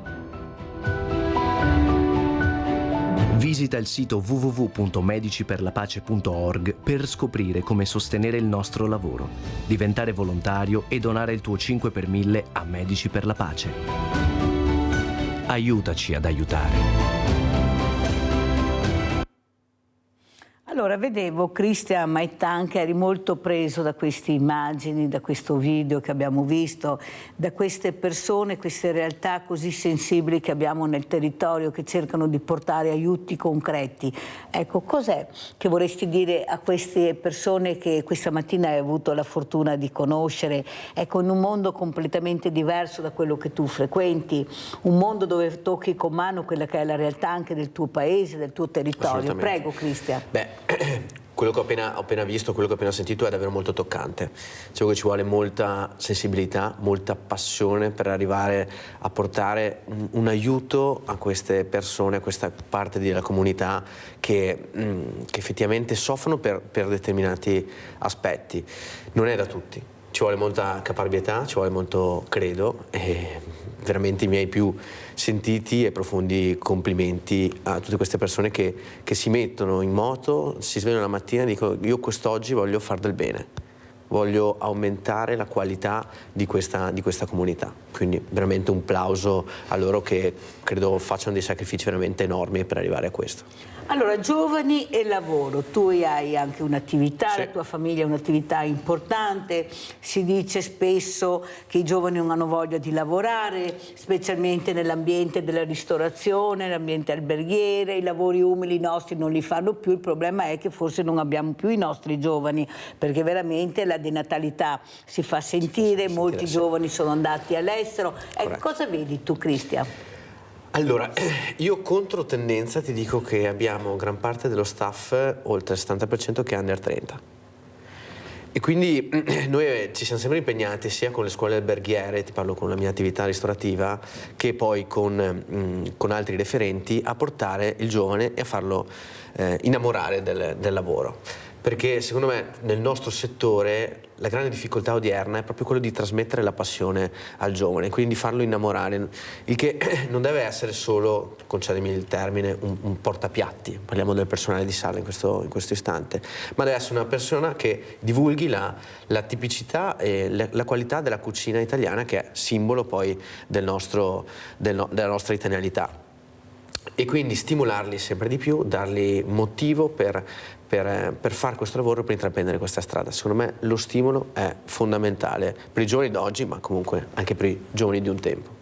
Allora, io ieri ho avuto appunto questi due insegnanti di scuole alberghiere, sia il professor Vertucci che il professor Valletta, e in effetti loro hanno detto che bisogna lasciarvi creare. Ecco, voi siete in grado di farlo, però bisogna avere fiducia e lasciarvi creare. Sei d'accordo con quello che hanno detto questi due insegnanti? Mi viene a sorridere perché proprio ieri ero all'Istituto Alberghiero a Montebelluna a tenere una masterclass, 2 ore formative inerenti al Trento Doc, di cui io come miglior sommelier d'Italia ICE 2023 sono anche ambasciatore. E ho notato che c'era soprattutto gran parte del pubblico, no? Perché parliamo del pubblico, no? Che era attenta, che scriveva, che si prendeva appunti, e quindi dargli uno stimolo, un'utilità, un obiettivo, un modo per cui poi si trovino in situazioni lavorative o personali, saper qualcosa in più sicuramente è un modo comune per dargli ulteriore stimolo e soprattutto per poi condurli in quello che è l'operatività della sala della cucina. Però io ieri veramente sono rimasto soddisfatto per l'attenzione che c'era nel mondo legato sia al territoriale del Trento Doc, ma anche in primis al mondo del vino. Allora, Mara Mascagno, molti giovani anche nel mondo del volontariato, però le associazioni lamentano invece che ce ne sono pochi, ma soprattutto anche un'età veramente molto bassa rispetto a quella di una volta, che voi trovate lungo il percorso che fate, persone che finiscono proprio lungo le strade perché non riescono più a inserirsi. Com'è la situazione anche come giovani, sia volontari che quelli che incontrate, Mascagno? Allora, tra i volontari devo confermare quello che diceva il sommelier poco fa. Ci sono tantissime persone che si mettono in gioco. È vero che il mondo del volontariato, in primis quello della nostra associazione, era spesso connotato, diciamo, dalla disponibilità di tempo da parte di persone che non lavoravano oppure in pensione. E viceversa, negli ultimi anni si vede sempre maggiore richiesta di svolgimento e di partecipazione, diciamo, all'attività associativa da parte di persone lavoratrici o anche giovanissimi. Noi abbiamo richieste e interesse da parte di ragazzi che vanno dai 17 anni in poi, vengono inseriti successivamente ai 18 e sono una chiave di volta molto interessante anche per mantenere un punto di contatto costante con quella fascia appunto importante di giovani ragazzi tra i 18 e i 25-30 anni che purtroppo sono senza dimora. È un po' una contaminazione reciproca, un darsi anche coraggio, immaginare che ci sia un'opportunità appunto di riscatto e reinserimento sociale per le persone che oggi sono in difficoltà e viceversa una educazione indiretta rispetto ai giovani che magari hanno una condizione economica attualmente migliore, però per essere persone più attente un domani, per diventare cittadini che abbiano cura, ecco, dei propri coetanei. Per quanto riguarda il mondo delle persone senza dimora, sicuramente il mondo, la fascia di persone in giovane età è molto consistente ed è dovuta sia a persone diciamo di nazionalità italiana, ma in questo caso la maggior parte sono quelli che noi definiamo un po' i ragazzi in viaggio, quindi percorsi di ragazzi che provengono da percorsi di immigrazione, ecco, che spesso sono giovanissimi. Dobbiamo anche però riscontrare il fatto che nel momento in cui queste persone vengono supportate in una regolarizzazione della documentazione e quindi nella possibilità di trovare un lavoro regolare, nel giro di qualche anno poi insomma, rappresentano dei casi di successo, riescono magari ad avviare anche attività in proprio, riescono a poter, diciamo, inserirsi all'interno del contesto cittadino in modo anche positivo. La ringrazio Mascagno per questi messaggi che veramente confortano nel far capire che non ci sono solo delinquenti, perché noi siamo facili a mettere le etichette, invece ci sono queste realtà che devono essere ascoltate, prese per mano e accompagnate in un percorso che può far bene anche al nostro territorio, perché veramente noi dobbiamo smetterla di chiuderci ma di aprire a quelle persone che vogliono integrarsi, che vogliono veramente fare un percorso educativo, ecco, e di integrazione nel nostro territorio. Sentiamo anche il dottor Fabrizio a Brescia. Lei, dottore, cosa ci racconta dopo aver sentito Mascagno? Lei cosa vuole dire? Prego. Adesso sul versante del volontariato, la partecipazione dei giovani ovviamente è importantissima, perché rappresenta il futuro di questo tipo di attività. Noi siamo molto attenti a questo aspetto.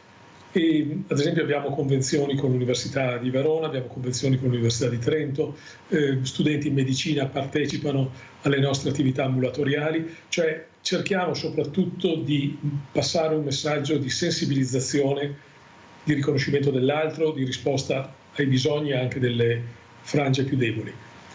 Sul piano più strettamente operativo, parlo adesso di medici con esperienza che lavorano con noi come volontari. Poiché la professione medica richiede una dedizione professionale al 120%, molti dei nostri componenti sono medici in pensione che hanno tutte le esperienze, la capacità e la volontà di mettersi a disposizione di chi ha più bisogno. Un po' queste sono le due età della società. Allora andiamo adesso, vi porto a Trieste per vedere questa proposta sanitari senza fissa dimora. Andiamo a sentire.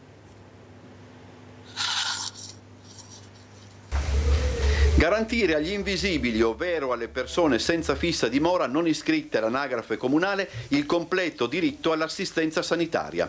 Il gruppo consigliare del Partito Democratico in Consiglio regionale ha illustrato quest'oggi i termini di una proposta di legge che il capogruppo Moretti auspica possa raccogliere la massima condivisione dell'Assemblea e sulla quale lo stesso assessore Riccardi si è detto disposto a ragionare. Attualmente sul territorio regionale i senza fissa dimora sono circa 2.000. La metà di essi è iscritta all'anagrafe comunale, gli altri possono contare soltanto sul pronto soccorso e sulle prestazioni di emergenza. La proposta di legge inquadra nei servizi sociali lo strumento attraverso il quale individuare e segnalare queste persone alle aziende sanitarie per poi procedere appunto alle iscrizioni negli elenchi delle stesse aziende sanitarie. In tal modo queste persone potranno avere diritto alla scelta del medico di medicina generale ma anche del pediatra di famiglia e non solo.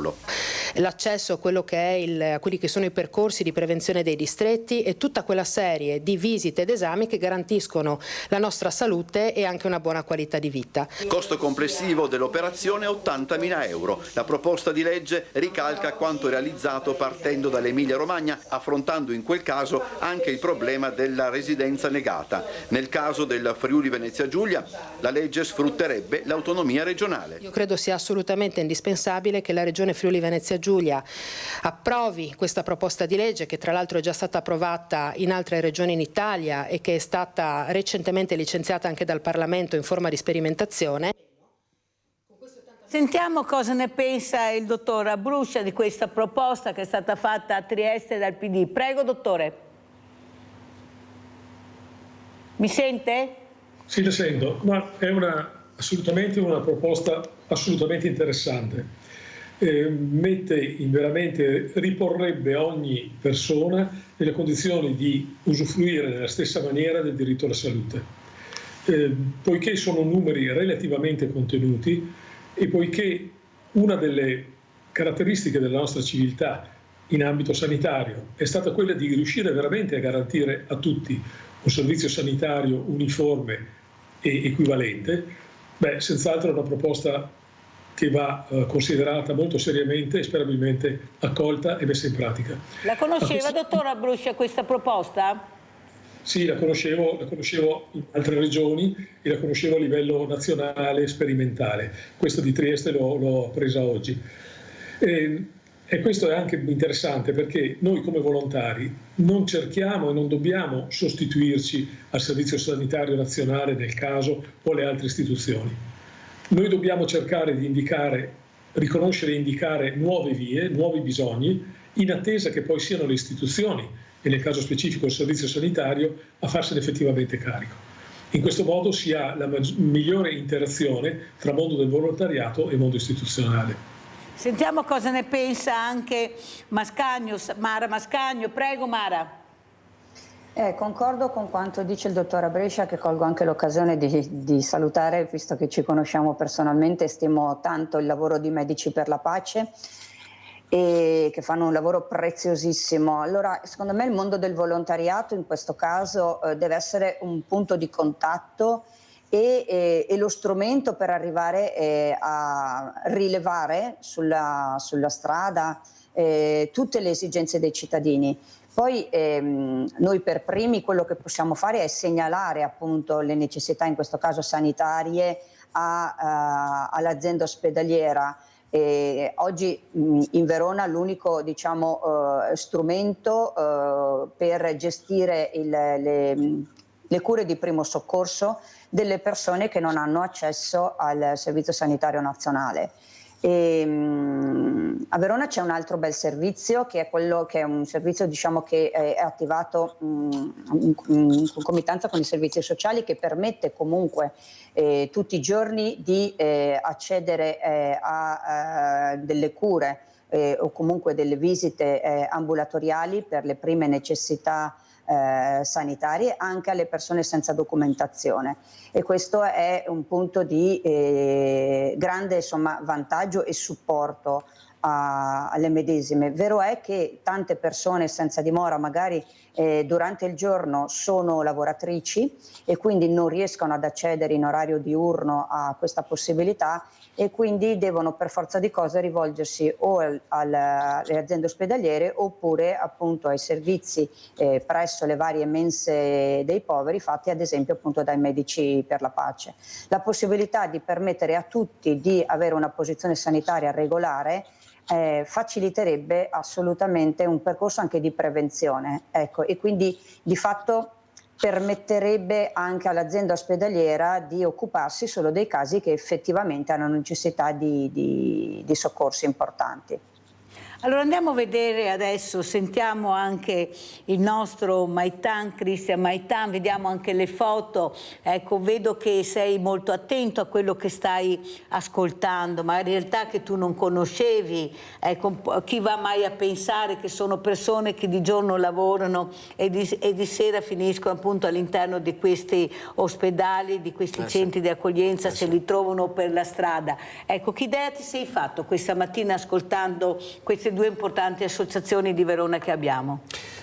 Mi sono fatto un'idea di un mondo che non sempre si conosce, io in primis, e che tante volte viene magari messo in secondo piano, viene non tanto divulgato, non tanto comunicato, ma bisognerebbe sempre porre maggiore attenzione e devozione a tutto quello che c'è, tutto quello che non notiamo, che non vediamo, soprattutto tutte queste difficoltà, perché poi per creare un mondo migliore, una comunità e una civiltà migliore, dopo sta meglio a tutti.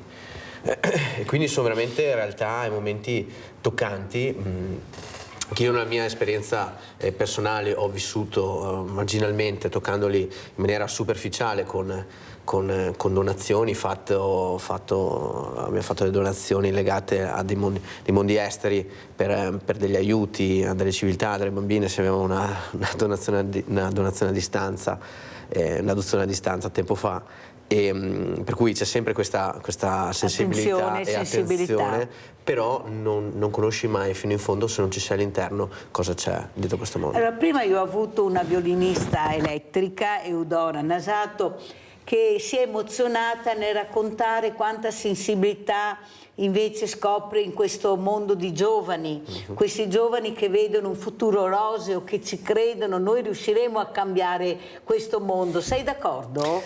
Bisogna essere sempre ottimisti, vedere un futuro roseo, avere degli obiettivi comuni. Gli obiettivi comuni devono essere sicuramente quello di avere un futuro migliore. Scusa che hai il microfono che è scivolato, se no non si sente. È sceso. Eccolo qua. Avere un futuro migliore, ma bisogna essere assolutamente ottimisti e puntare a fare qualcosa in più. Il mondo è il nostro futuro, noi siamo il futuro e quindi dobbiamo rimboccarci le maniche e dare meglio che si può. Allora, vediamo anche le foto che ha mandato Cristian Maytan. Qui cosa stiamo vedendo? Quella è la premiazione del miglior sommelier d'Italia. Quella è la premiazione del miglior sommelier d'Italia. Emozione quanta? Tantissima. Era un obiettivo che mi sono portato avanti. Anche lacrime?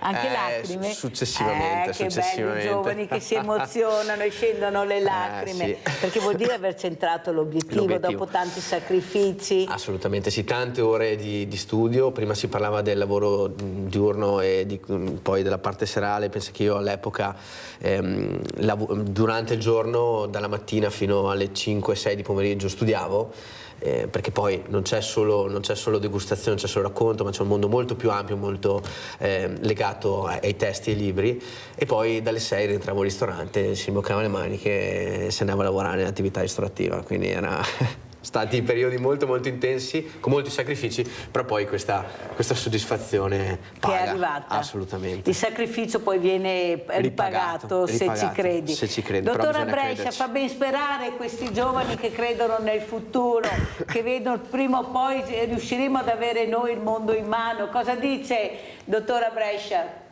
Allora, anche se stiamo vivendo una realtà un po' difficile che non sempre dà adito alla speranza, però la speranza è sicuramente nei giovani.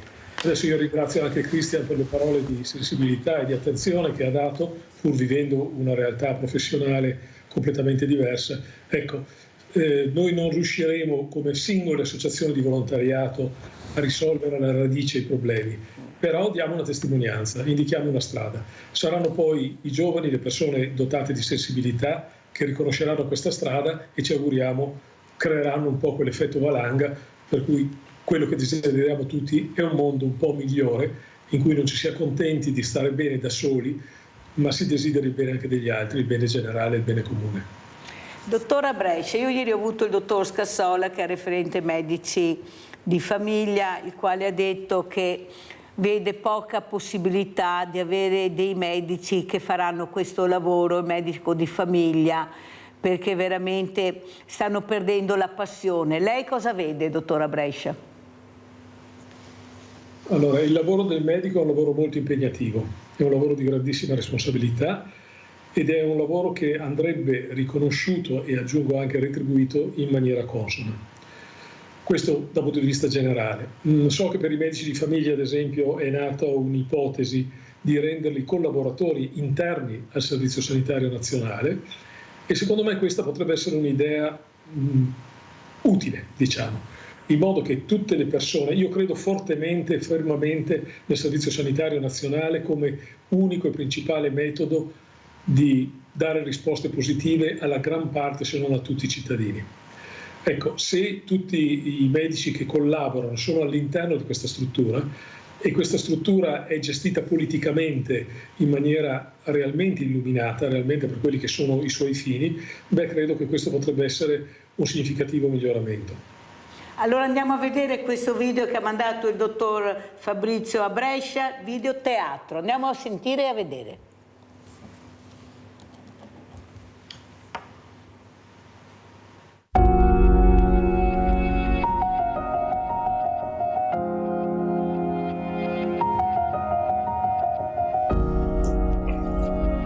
Ciao Gabriele. Ciao Mimì. Andiamo a sederci.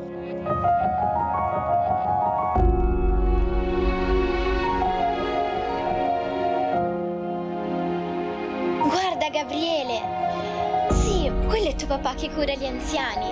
Sì, e guarda quella, è tua mamma che aiuta dei bambini in Kenya. Che bello, facevano le cure dentali a tutti quelli che non potevano permetterselo. E quanti bambini hanno aiutato.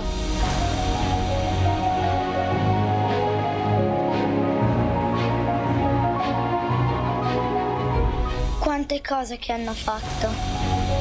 Quante famiglie hanno reso felici.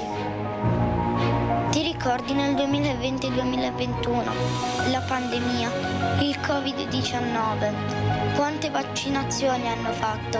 Come dimenticare quel periodo? Quanta gente che hanno aiutato. I medici per la pace sono veramente unici.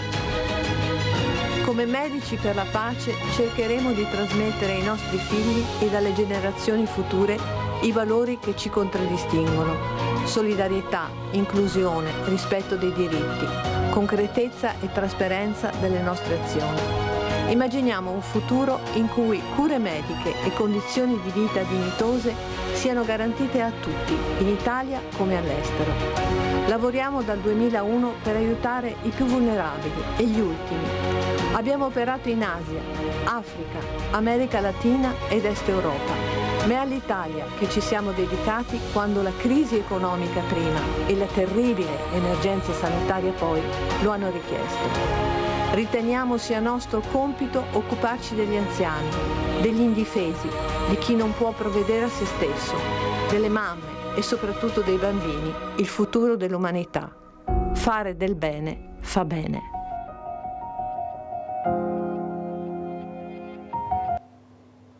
Dottora Brescia, intanto la ringrazio per questo video che fa capire tantissime cose, fa riflettere su quelle che sono anche certe posizioni, specialmente la posizione del vaccino, i favorevoli e i contrari, invece popoli che avrebbero diritto al vaccino e non ce l'hanno, non riescono ad averlo e muoiono. Ecco, cosa vuole dire? Che idea si è fatta su questo mondo che a volte va proprio all'incontrario? Prego. Vede, c'è molta diffidenza e molta disinformazione. Quando si combinano queste due cose vengono fuori queste idee antiscientifiche, diciamo, del tutto originali in cui una persona che ha pochi mezzi di informazione, talvolta culturali, talvolta intellettivi, crede di superare le difficoltà lanciandosi in ipotesi di tipo complottista o cose del genere. La frangia più debole, dal punto di vista che dicevo prima, può caderci, e questo è un pericolo grandissimo. Un pericolo grandissimo perché da questo consegue un male sociale prima di tutto di tipo culturale e come conseguenza anche sul piano della salute di tutti.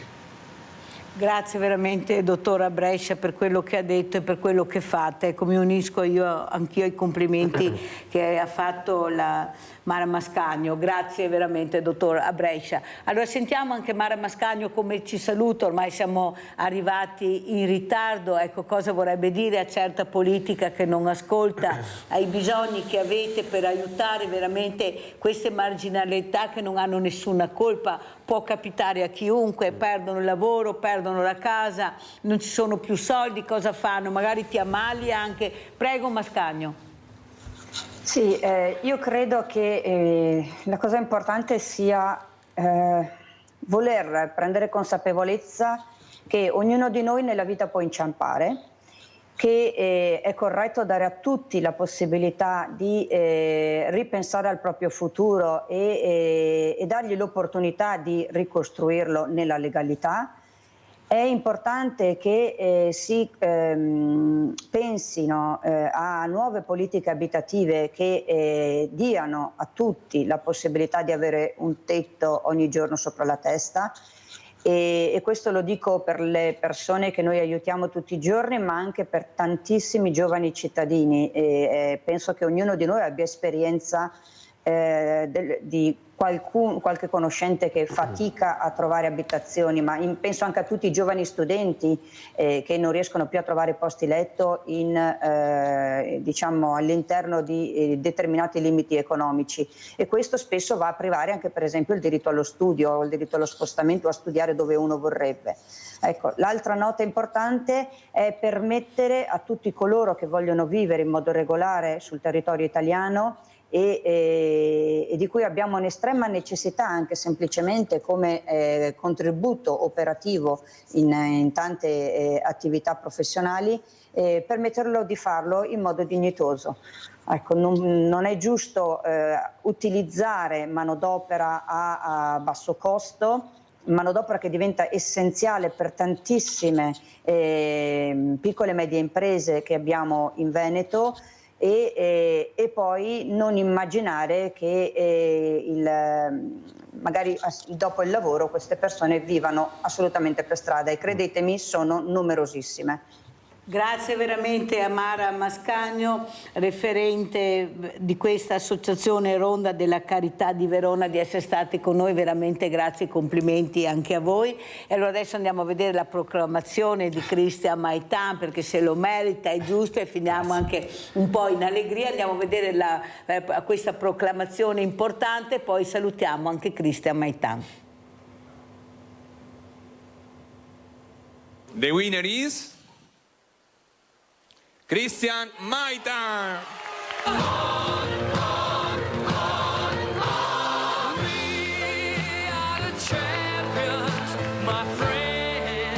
Allora prendiamo il secondo adesso, Marco Casadei, vieni al centro, complimenti Marco.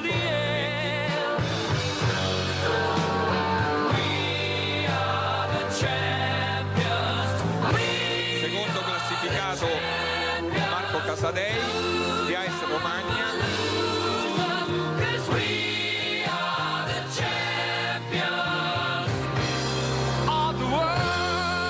Bene. Vai, sì, ma certo. Che era un filo di lana, l'avevamo capito tutti, quindi veramente sul filo di lana. Complimenti, grazie. Posso? Quindi ovviamente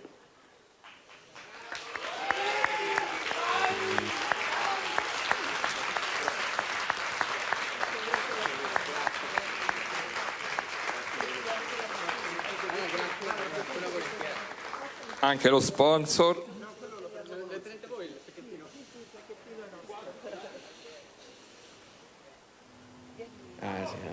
Complimenti Cristian, l'emozione di rivedere questa Ma chi è che hai chiamato per primo?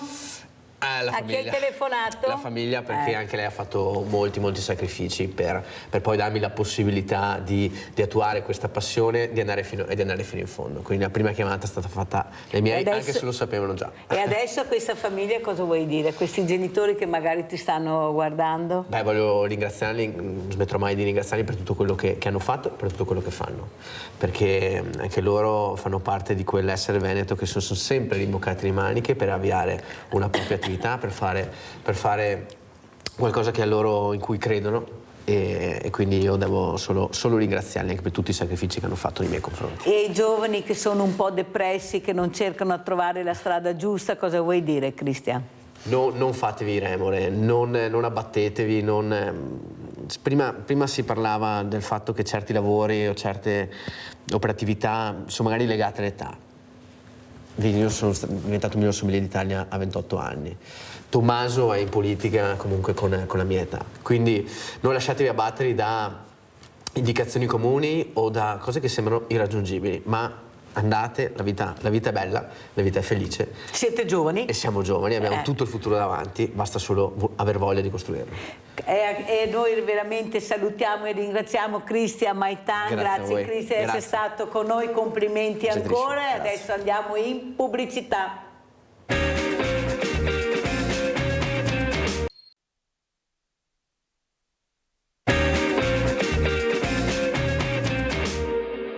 Siamo in piena adolescenza, è normale e fisiologico che tutti gli adolescenti si preoccupino della loro immagine, cioè come mi vedono gli altri. I social che cosa fanno? Amplificano questa immagine, quindi evidentemente la ragazzina che ha aggredito non solo voleva, in maniera sbagliata ovviamente, a fare una ritorsione, ma voleva anche comunicare non solo alla vittima ma anche agli altri un'immagine di sé aggressiva. Chiaramente i social contribuiscono a rendere più diffusa questo tipo di immagine. Ad aumentare un ruolo nella società magari? Sicuramente, cioè nel momento in cui io faccio un'azione aggressiva di fronte a 3 persone, magari quelle 3 persone possono avere timore di me. Se la faccio e la metto sui social, magari vista da centinaia di persone, è probabile che più persone abbiano timore di me, quindi questo probabilmente le ha dato l'illusione di essere più aggressiva, più potente, più temuta, insomma, immagino. Gli adolescenti raramente agiscono in maniera totalmente solitaria, ma agiscono in gruppo, cioè quindi in qualche modo la loro identità è determinata anche da quella degli altri, insomma è un gruppo che si muove in maniera aggressiva. Allora io presento questi graditissimi ospiti, abbiamo in presenza Nicola Presti, sindaco di Arcade, grazie di essere con noi. Abbiamo anche grazie. Nicola Micheletto, direttore unità operativa complessa, grazie di essere qui dottor Micheletto, e saluto anche un altro sindaco, Franco Bonesso, sindaco di Trevignano. Ecco, come vedete tutte le mattine la Mirella e i sindaci, perché sono gli unici che riusciamo a trovare nel territorio. Però dopo aver visto questo servizio, ecco, abbiamo sentito uno psicologo molto importante anche, ma soprattutto le parole che ha detto, l'amplificazione dei social che fa diventare una persona all'improvviso il numero 1, il bullo del paese, il bullo del quartiere, il più forte, ho paura.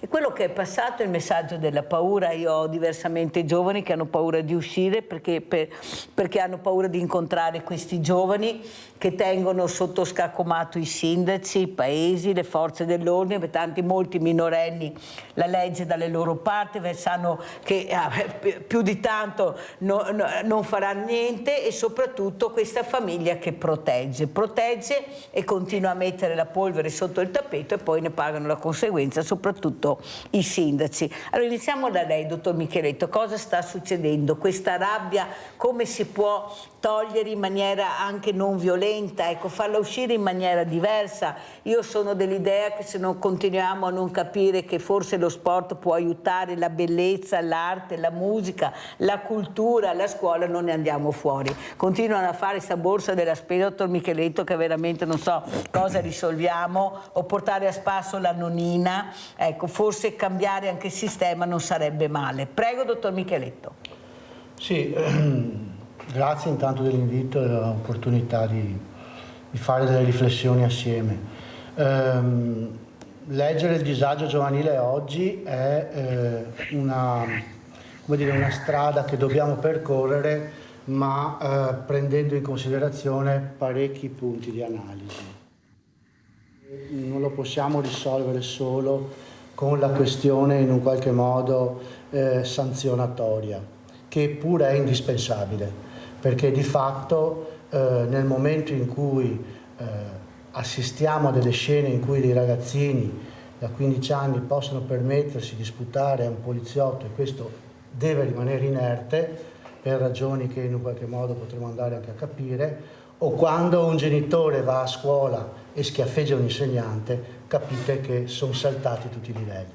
Quindi da un punto di vista, diciamo, della necessità di recuperare autorevolezza, che non vuol dire autoritarismo, vuol dire la capacità in un qualche modo di riconoscere che ci sono dei livelli da un punto di vista e istituzionale e affettivo e parentale e amicale che in un qualche modo devono essere rispettati. Quindi da questo punto di vista il richiamo di dover rimettere in moto un percorso di autorevolezza. Se vogliamo parlare delle baby gang così tanto scomodate, io non sopporto sto titolo che hanno dato, che non sono né baby né gang. Possiamo davvero preoccuparci da un punto di vista, come dire, delle forze dell'ordine. Abbiamo sconfitto il terrorismo, abbiamo sconfitto le brigate rosse, cioè le capacità di intelligence, le capacità, diciamo, delle forze dell'ordine di poter debellare questo fenomeno sono assolutamente alla portata di domani. Ovviamente bisogna mettere, come dire, mano al codice e a quella modalità, diciamo, di tutela eccessiva che vede il minore come in qualche modo una sorta di irresponsabile che può fare di tutto. Io credo che lì bisogna intervenire da un punto di vista normativo. La fermo, dottore, perché abbiamo c'è il microfono che non funziona. Ah, okay. Allora vede che se la interrompo c'è il motivo, perché abbiamo il microfono che non va bene, perciò poi riprenderemo. Allora, Sindaco Presti, ecco, questi sindaci veramente con le spalle un po' al muro, perché cosa potete fare poi alla fine? Eppure siete voi responsabili della salute dei vostri cittadini, vi hanno lasciato una patata bollente non da poco, siete quelli che hanno la patata che scotta di più e quelli con le meno possibilità di intervenire, perché veramente per intervenire ci vogliono fondi. Prego, Sindaco. Ma io mi riallaccio al discorso che il dottore ha appena fatto, che stava per concludere, ossia il problema è che sono saltati tutti i livelli che garantivano alla società un buon funzionamento. Innanzitutto, in primis, la famiglia. Cioè la famiglia ha perso quella funzione precipua di essere il baluardo educativo dei giovani, del nostro futuro cosiddetto.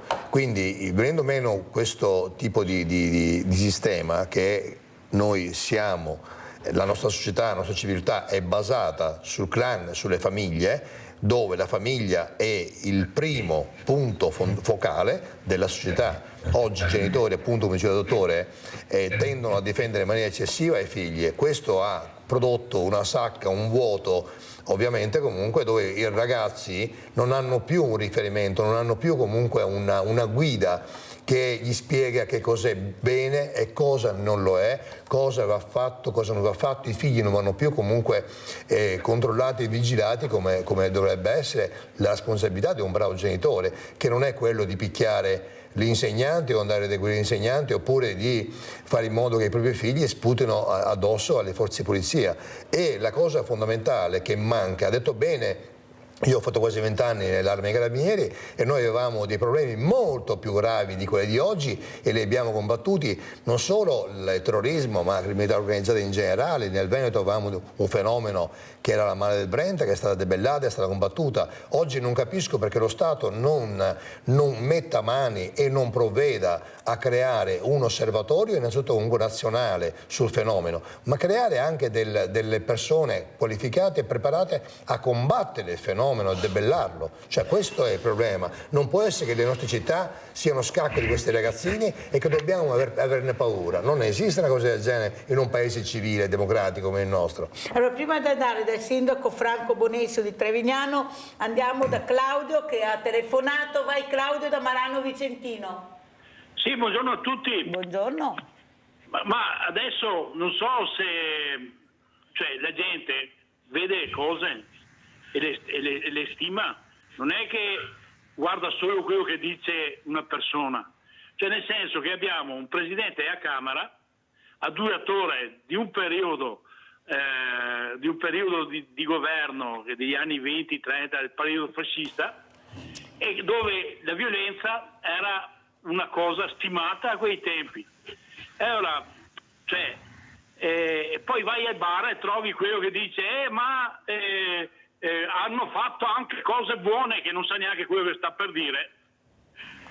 E il discorso è questo, che sia da parte delle istituzioni che danno un cattivo esempio, perché la gente la conosce la storia, siete forse voi politici che non conoscete la storia, sia da parte delle istituzioni sia da parte delle televisioni, che uno che arriva, un ragazzo che arriva a 14 anni ha visto 200.000 omicidi per TV e poi il resto lo fa sui giochi.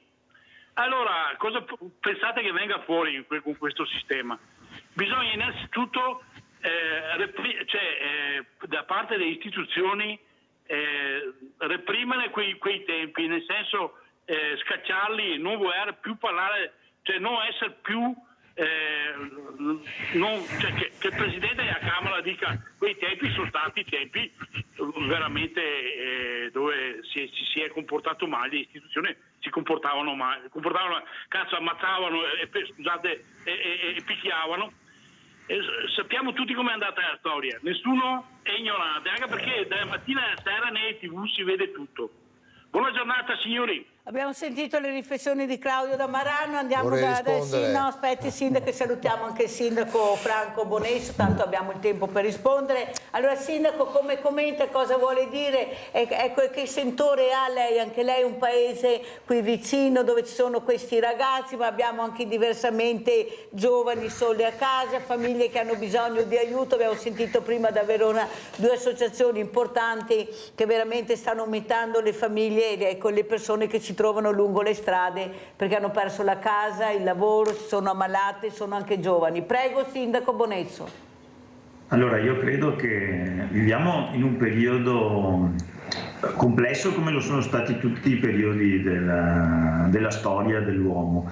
Certo, dopo il Covid alcune situazioni sono diventate più impegnative, soprattutto quelle riguardanti i ragazzi. Insomma, il problema ormai è diffuso.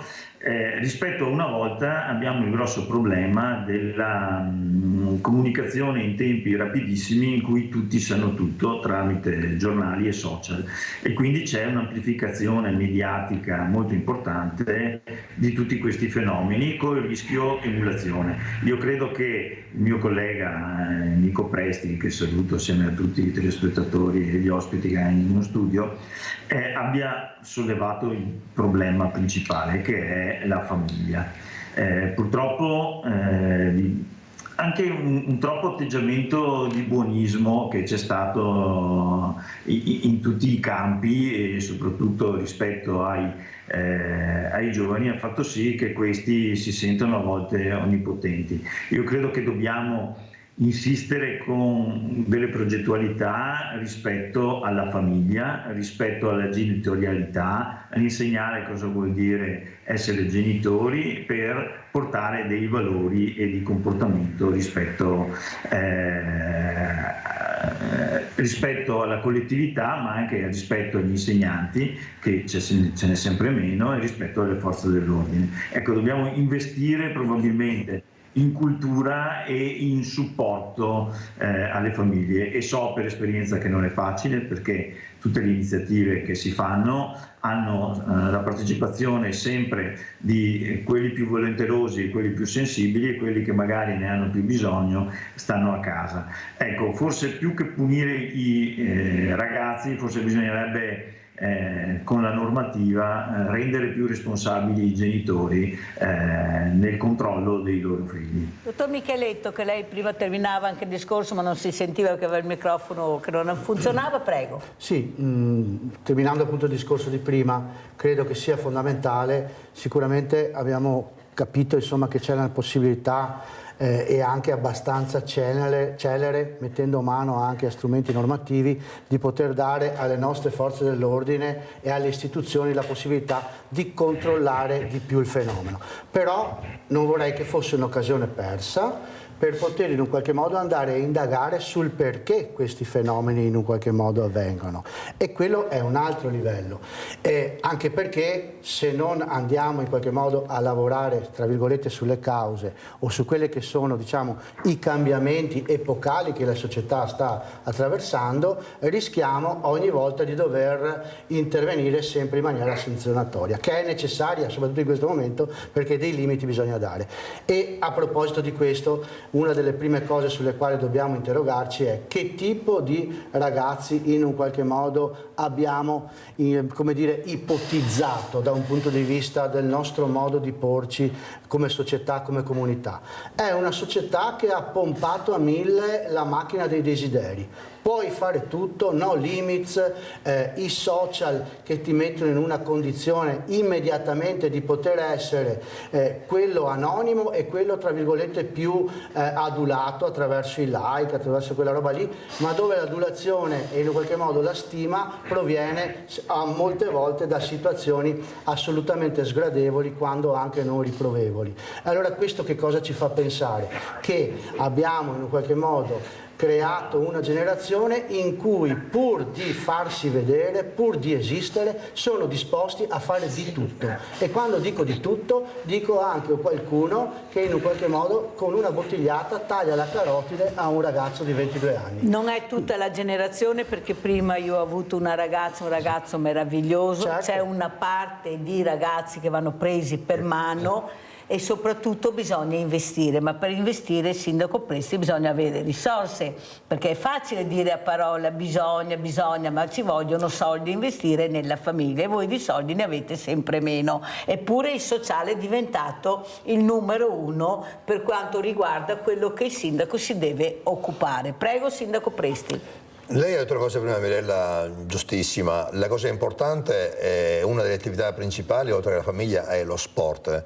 Io mi sto concentrando fortemente su questo aspetto come amministratore. Ho avuto la fortuna di poter rifinanziare nuovamente il Palazzetto dello Sport, che vedrà la luce entro quest'anno, perché qualcuno dice che c'era altro da fare all'interno della compagine amministrativa nostra di minoranza, e che era una priorità magari comunque fare altro e non il palazzetto. Io invece dico che per me creare dei luoghi di aggregazione sportiva per i nostri giovani ancora oggi è un ruolo basilare e fondamentale, perché amministra, oltre al palazzetto che sta andando avanti, abbiamo una struttura fatta qualche anno fa che ho fatto fare io.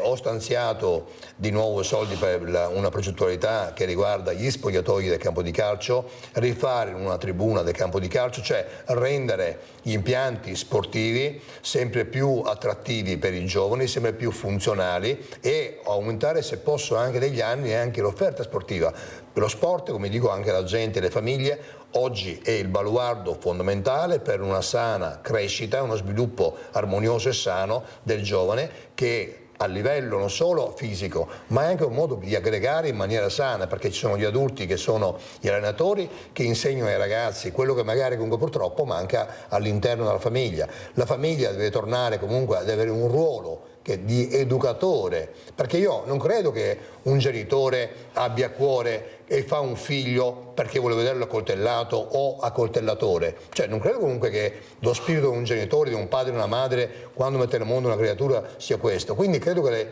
la famiglia debba interrogarsi. Ovvio il dottore ha ragione, noi dobbiamo comunque fare qualcosa, devono darvi le risorse, noi come diceva appunto comunque prima il collega Franco Bonesso, dobbiamo dare gli strumenti anche alla famiglia comunque perché si faccia comunque anche l'analisi interiore, questo genitore che va a picchiare il professore, va a picchiare comunque magari qualcuno perché hanno riprovato il proprio figlio. Ricordo comunque il signore di Marano prima che ha fatto secondo me un intervento che non ha nulla a che vedere su quello che stiamo trattando, che ha parlato la storia, guarda che l'impero romano è passato, la storia, quindi quello che è successo è dire questa parola fascismo di cui vi riempite la bocca, e noi parliamo del passato, stiamo parlando di problemi di attualità, del presente. La nostra vita comunque, la società è cambiata e l'impulso che hanno dato i mezzi di comunicazione purtroppo comunque non è positivo, perché purtroppo oggi la gente comunque, come diceva appunto il dottore prima, cioè la gente comunque vive di like, l'apparire, siamo nell'era dell'apparire, che non conta l'apparenza, mentre invece dobbiamo tornare all'essere, alla sostanza, e la famiglia su questo deve ripartire di nuovo da qui deve partire dalle origini comunque. Leone da Tre Baselle, che vai Leone. Ciao Milena, grazie, saluto tutti. Allora è facile dire la famiglia, però abbiamo i genitori che vanno a lavorare perché hanno bisogno di tutto, perché altrimenti non vai avanti. Tornano a casa la sera che sono stanchi, hanno avuto problemi al lavoro, non hanno voglia di parlare con nessuno, e poi la famiglia ne risente. È inutile dire. Allora, vogliamo che i genitori lavorino tutti e due? Fanno con i soldi a star dietro tutto. Allora è lo Stato che si deve occupare. È inutile che tu insegni il mattino solo e il pomeriggio li abbandoni a loro stessi, questi ragazzi. È inutile, tu li devi seguire, è lo Stato che deve prendersi un po' di responsabilità. Abbiamo visto in una scuola nel Lazio dove ci sono questi casaboniche, allora un insegnante ha sgridato un ragazzo, il ragazzo ha chiamato a casa, è entrata la mamma, è arrivata subito a scuola e ha picchiato l'insegnante. L'insegnante non ha denunciato per paura. Allora si è saputo perché gli altri studenti hanno fotografato la scena, hanno preso la scena e sono andati a casa ai loro genitori, altrimenti la cosa sarebbe stata che nessuno avrebbe saputo questo. Questo è il problema di questo paese, che lo Stato non c'è, non esiste. Abbiamo visto una donna, adesso 3 settimane, che vedo in un programma una donna con 5 figli, uno disabile, gli hanno dato la casa, è arrivata là e ha trovato la casa occupata. Ma com'è possibile? Adesso io avete io voglio sapere come assegnate le case alla gente. Grazie Leone, devo andare avanti, se no non ce la faccio perché il tempo è tiranno, ho tanti ospiti, comunque le tue riflessioni sono chiare. Sentiamo il sindaco Bonesso, ecco questa patata che dicevo prima che avete voi, che dovete rispondere ai cittadini di quello che fate, di quello che seminate e poi per accogliere, però c'è un momento veramente che fa riflettere, perché come dice giustamente, io do ragione a Leone, il problema è capire chi sono questi ragazzi. Parlava di famiglia, se non ce l'hanno la famiglia come facciamo? Cioè io ho ragazzi che mi chiedono, non so neanche più chi sono i miei genitori, i miei fratelli, perché ormai ho più, vado a casa, su quale casa, sono sempre in lite, quale casa vado Mirella? Perché i ragazzi parlano chiaro se riesci a aprirli, dottor Micheletto, e questo fa molto pensare. Bonesso, sindaco, prego. Allora,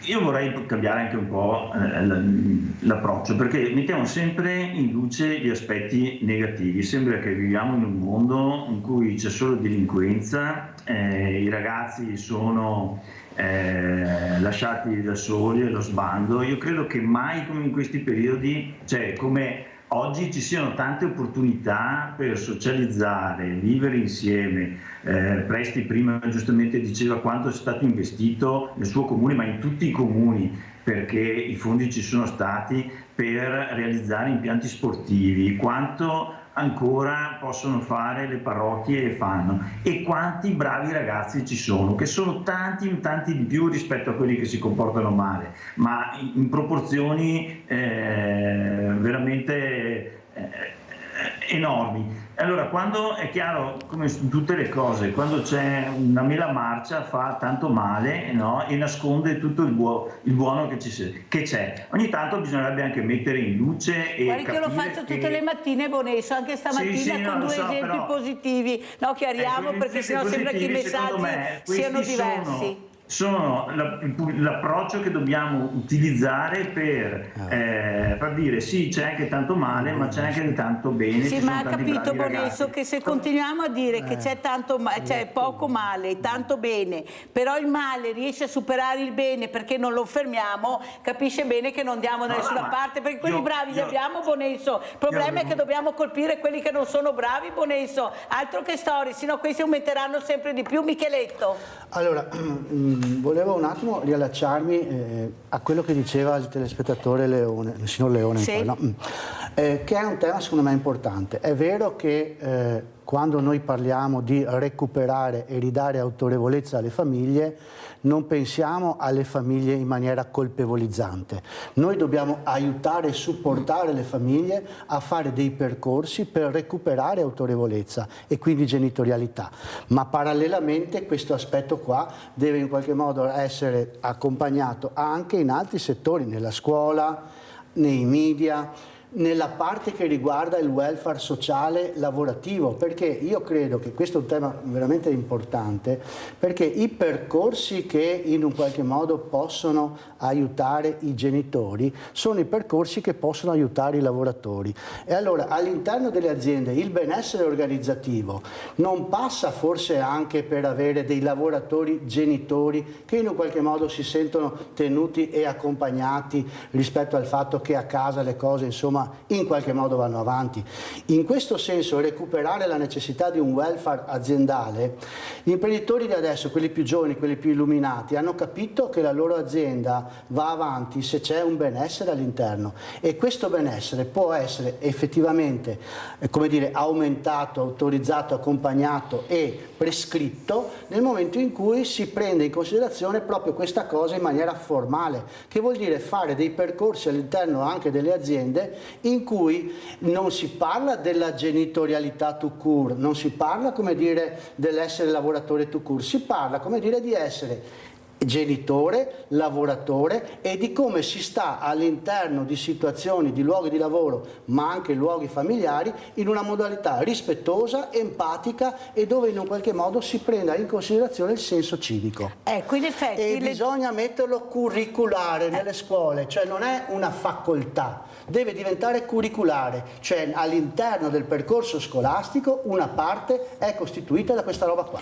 Però se l'educazione civica, caro Micheletto, e lei lo sa come la penso perché non è la prima volta che viene ospite dalla Mirella, cominciassimo a farla nel mondo del volontariato, invece di andare il mondo del volontariato a scuola, che dopo anni e anni che andiamo a scuola e non riusciamo ad avere i giovani, vuol dire che non funziona. Allora se invece noi con tutte le associazioni di volontariato che abbiamo riusciamo a prendere questi ragazzi, ci sarà qualche associazione che gli interessa? Io li vedo, ad esempio l'EMPA, negli animali i giovani ci sono in tutte le città, in tutti i paesi dove ci sono gli animali ci sono i giovani, nell'ambiente ci sono, vediamo le raccolte differenziate quando vengono fatte. Allora Sindaco Presti, forse dobbiamo impegnarci di più per tirare fuori questi giovani, perché non posso sentire i dirigenti che ogni volta è la solita solfa e la burocrazia e i costi di trasporto. Noi abbiamo associazioni che hanno pulmini fermi perché non sono in giro tutti i giorni, perché c'è la privacy, perché non abbiamo i nomi e i cognomi, cioè bisognerà superare queste asticelle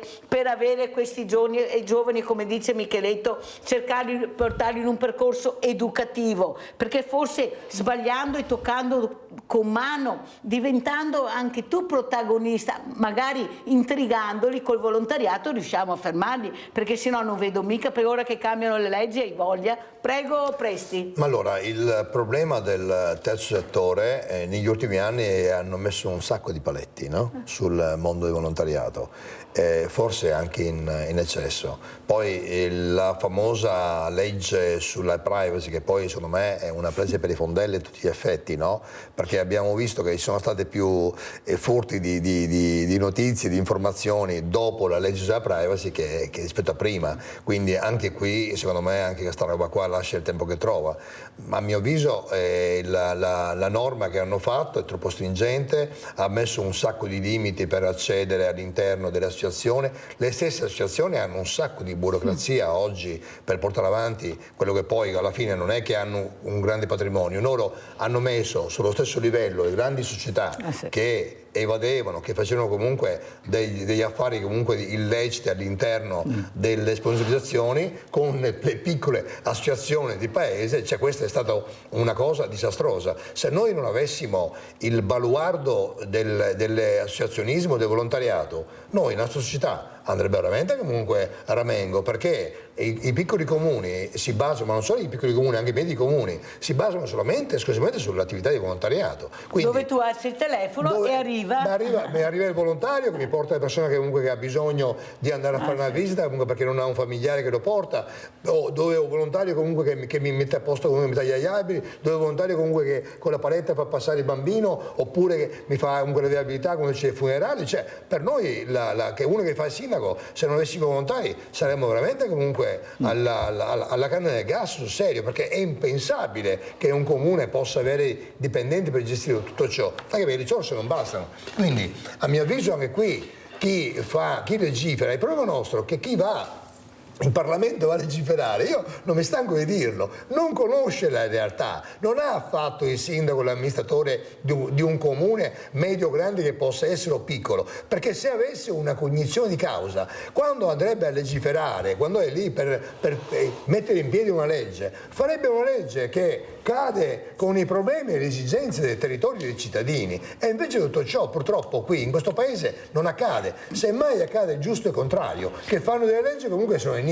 Allora, prima io avevo nella prima parte il sindaco di Fregona, Giacomo De Luca, il quale ha detto: Mirella, io a volte sono molto stanco, mi verrebbe di mandare tutto in malora perché non ce la faccio più con questa burocrazia che non ci porta a niente, con queste carte, io devo aiutare e non ho la possibilità di farlo perché ci mettono sempre i paletti. Ecco, l'ha detto prima il sindaco di Fregona, e l'ho visto un sindaco veramente demoralizzato. Abbiamo Maurizio da Conselve, veloce Maurizio, e sono in chiusura.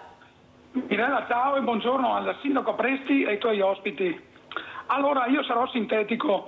Allora, secondo me, sindaco Presti e Mirella, secondo me questi ragazzi devono fare i lavori di pubblica utilità per fargli capire da dove arriva la fatica, perché è troppo comodo mandarli sul volontariato, Mirella, non so se mi capisci cosa voglio dire, è semplice, devono capire da dove parte la fatica, questo è il punto, perché loro sono protetti dal papà e dalla mamma che li proteggono. Allora, bisogna finirla o finiamola con questo discorso di mandarli al volontariato. È semplicissimo, là praticamente non fanno nessuna fatica, bisogna fargli fare i lavori di fatica, allora capiscono da dove viene la cosa. Ok?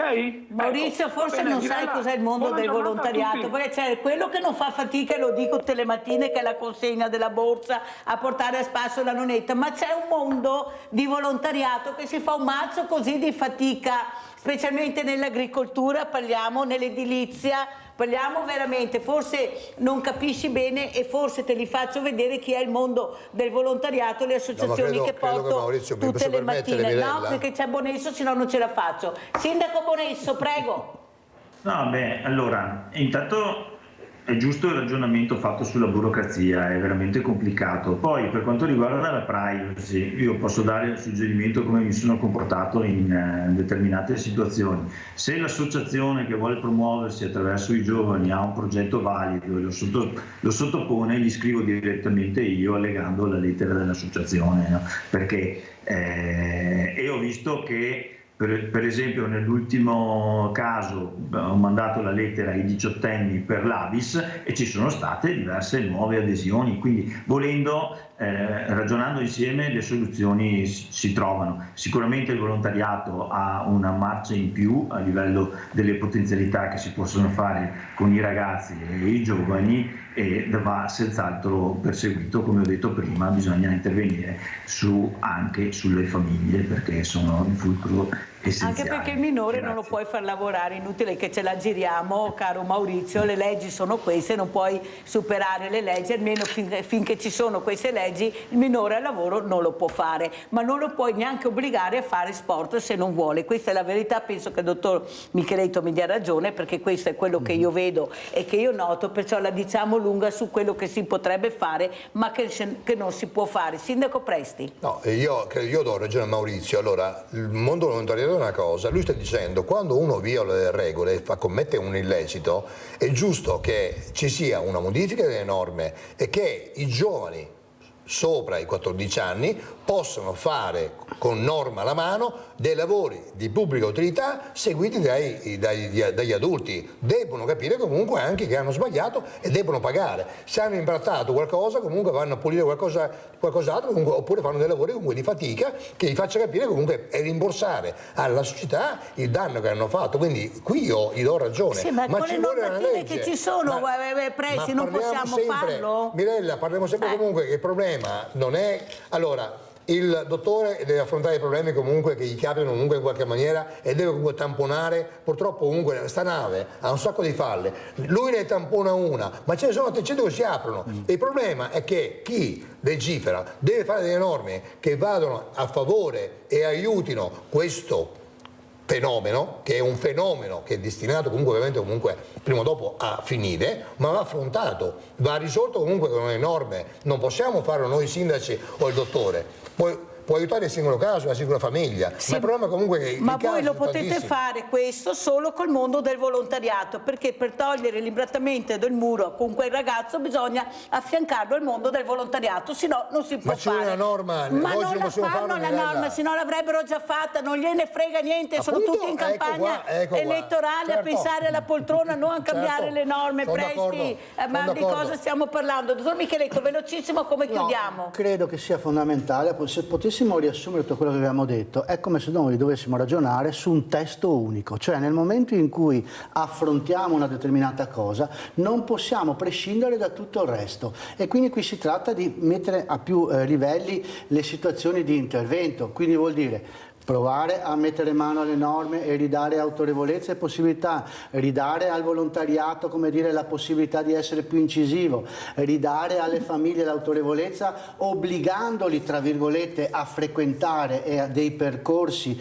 dove si impara, tra virgolette, la genitorialità nei termini non solo dell'autorevolezza ma anche della empatia e anche, come dire, della possibilità di entrare in contatto con l'altro attraverso il rispetto, e lavorare sul welfare aziendale, lavorare con gli amministratori locali affinché all'interno, diciamo, un aiuto, come dire, alla famiglia in termini economico deve entrare in quel testo unico. Tutti, diciamo, gli interventi vanno organizzati, altrimenti domani è la natalità, 300 euro è natalità. Basta.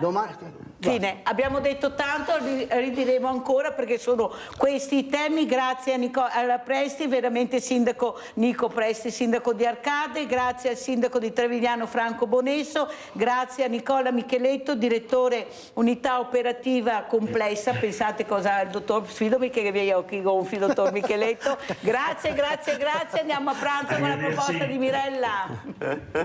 Grande Mirella. Riso con carri e mele. Il frutto del melo è un pomo, cioè un falso frutto. Infatti è dal ricettacolo che ha origine la polpa e non dall'ovario del fiore. Il vero frutto è il torsolo che contiene i semi. Ingredienti per 4 persone: 320 g di riso, 50 g di panna per cucina, una cipolla piccola, 2 mele golden, un cucchiaio di curry, 20 g di burro, erba cipollina, brodo vegetale, vino bianco secco, Sale. Tritate l'erba cipollina.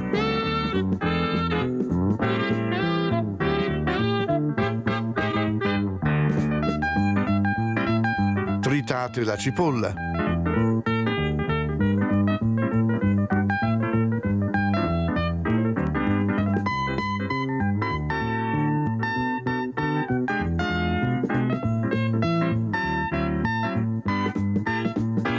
Sbucciate accuratamente le mele.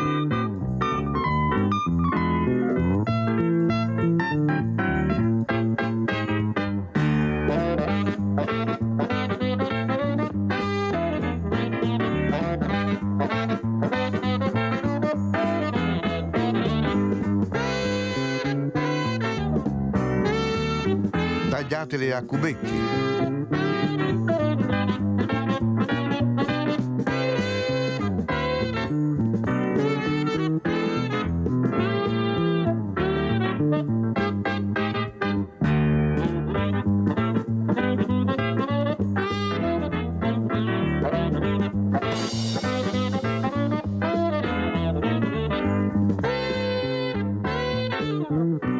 Fate rosolare le mele in una padella con una noce di burro e la cipolla tritata.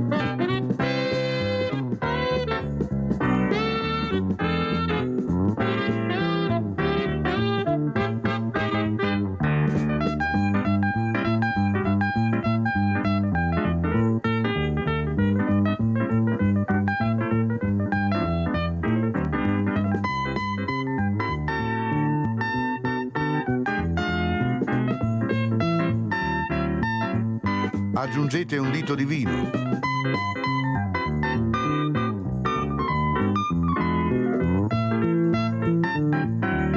E quando questo sarà evaporato, unite la panna.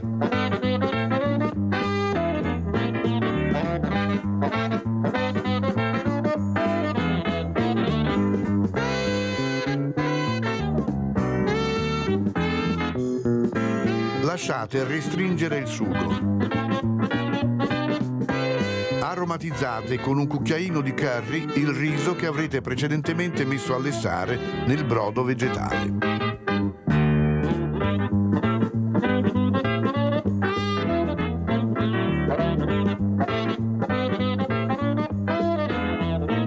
Quando il riso sarà al dente, scolatelo e versatelo nel sugo.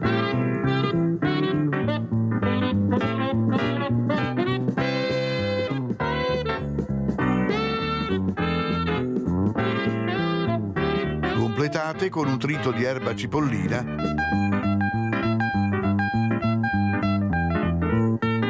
aggiustate di sale.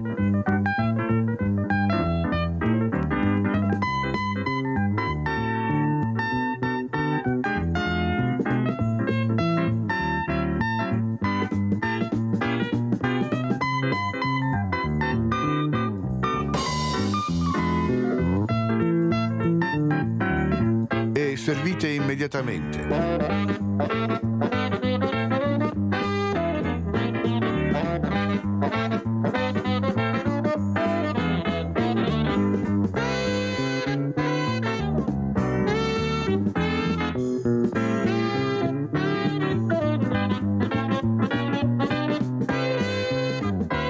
E buon appetito!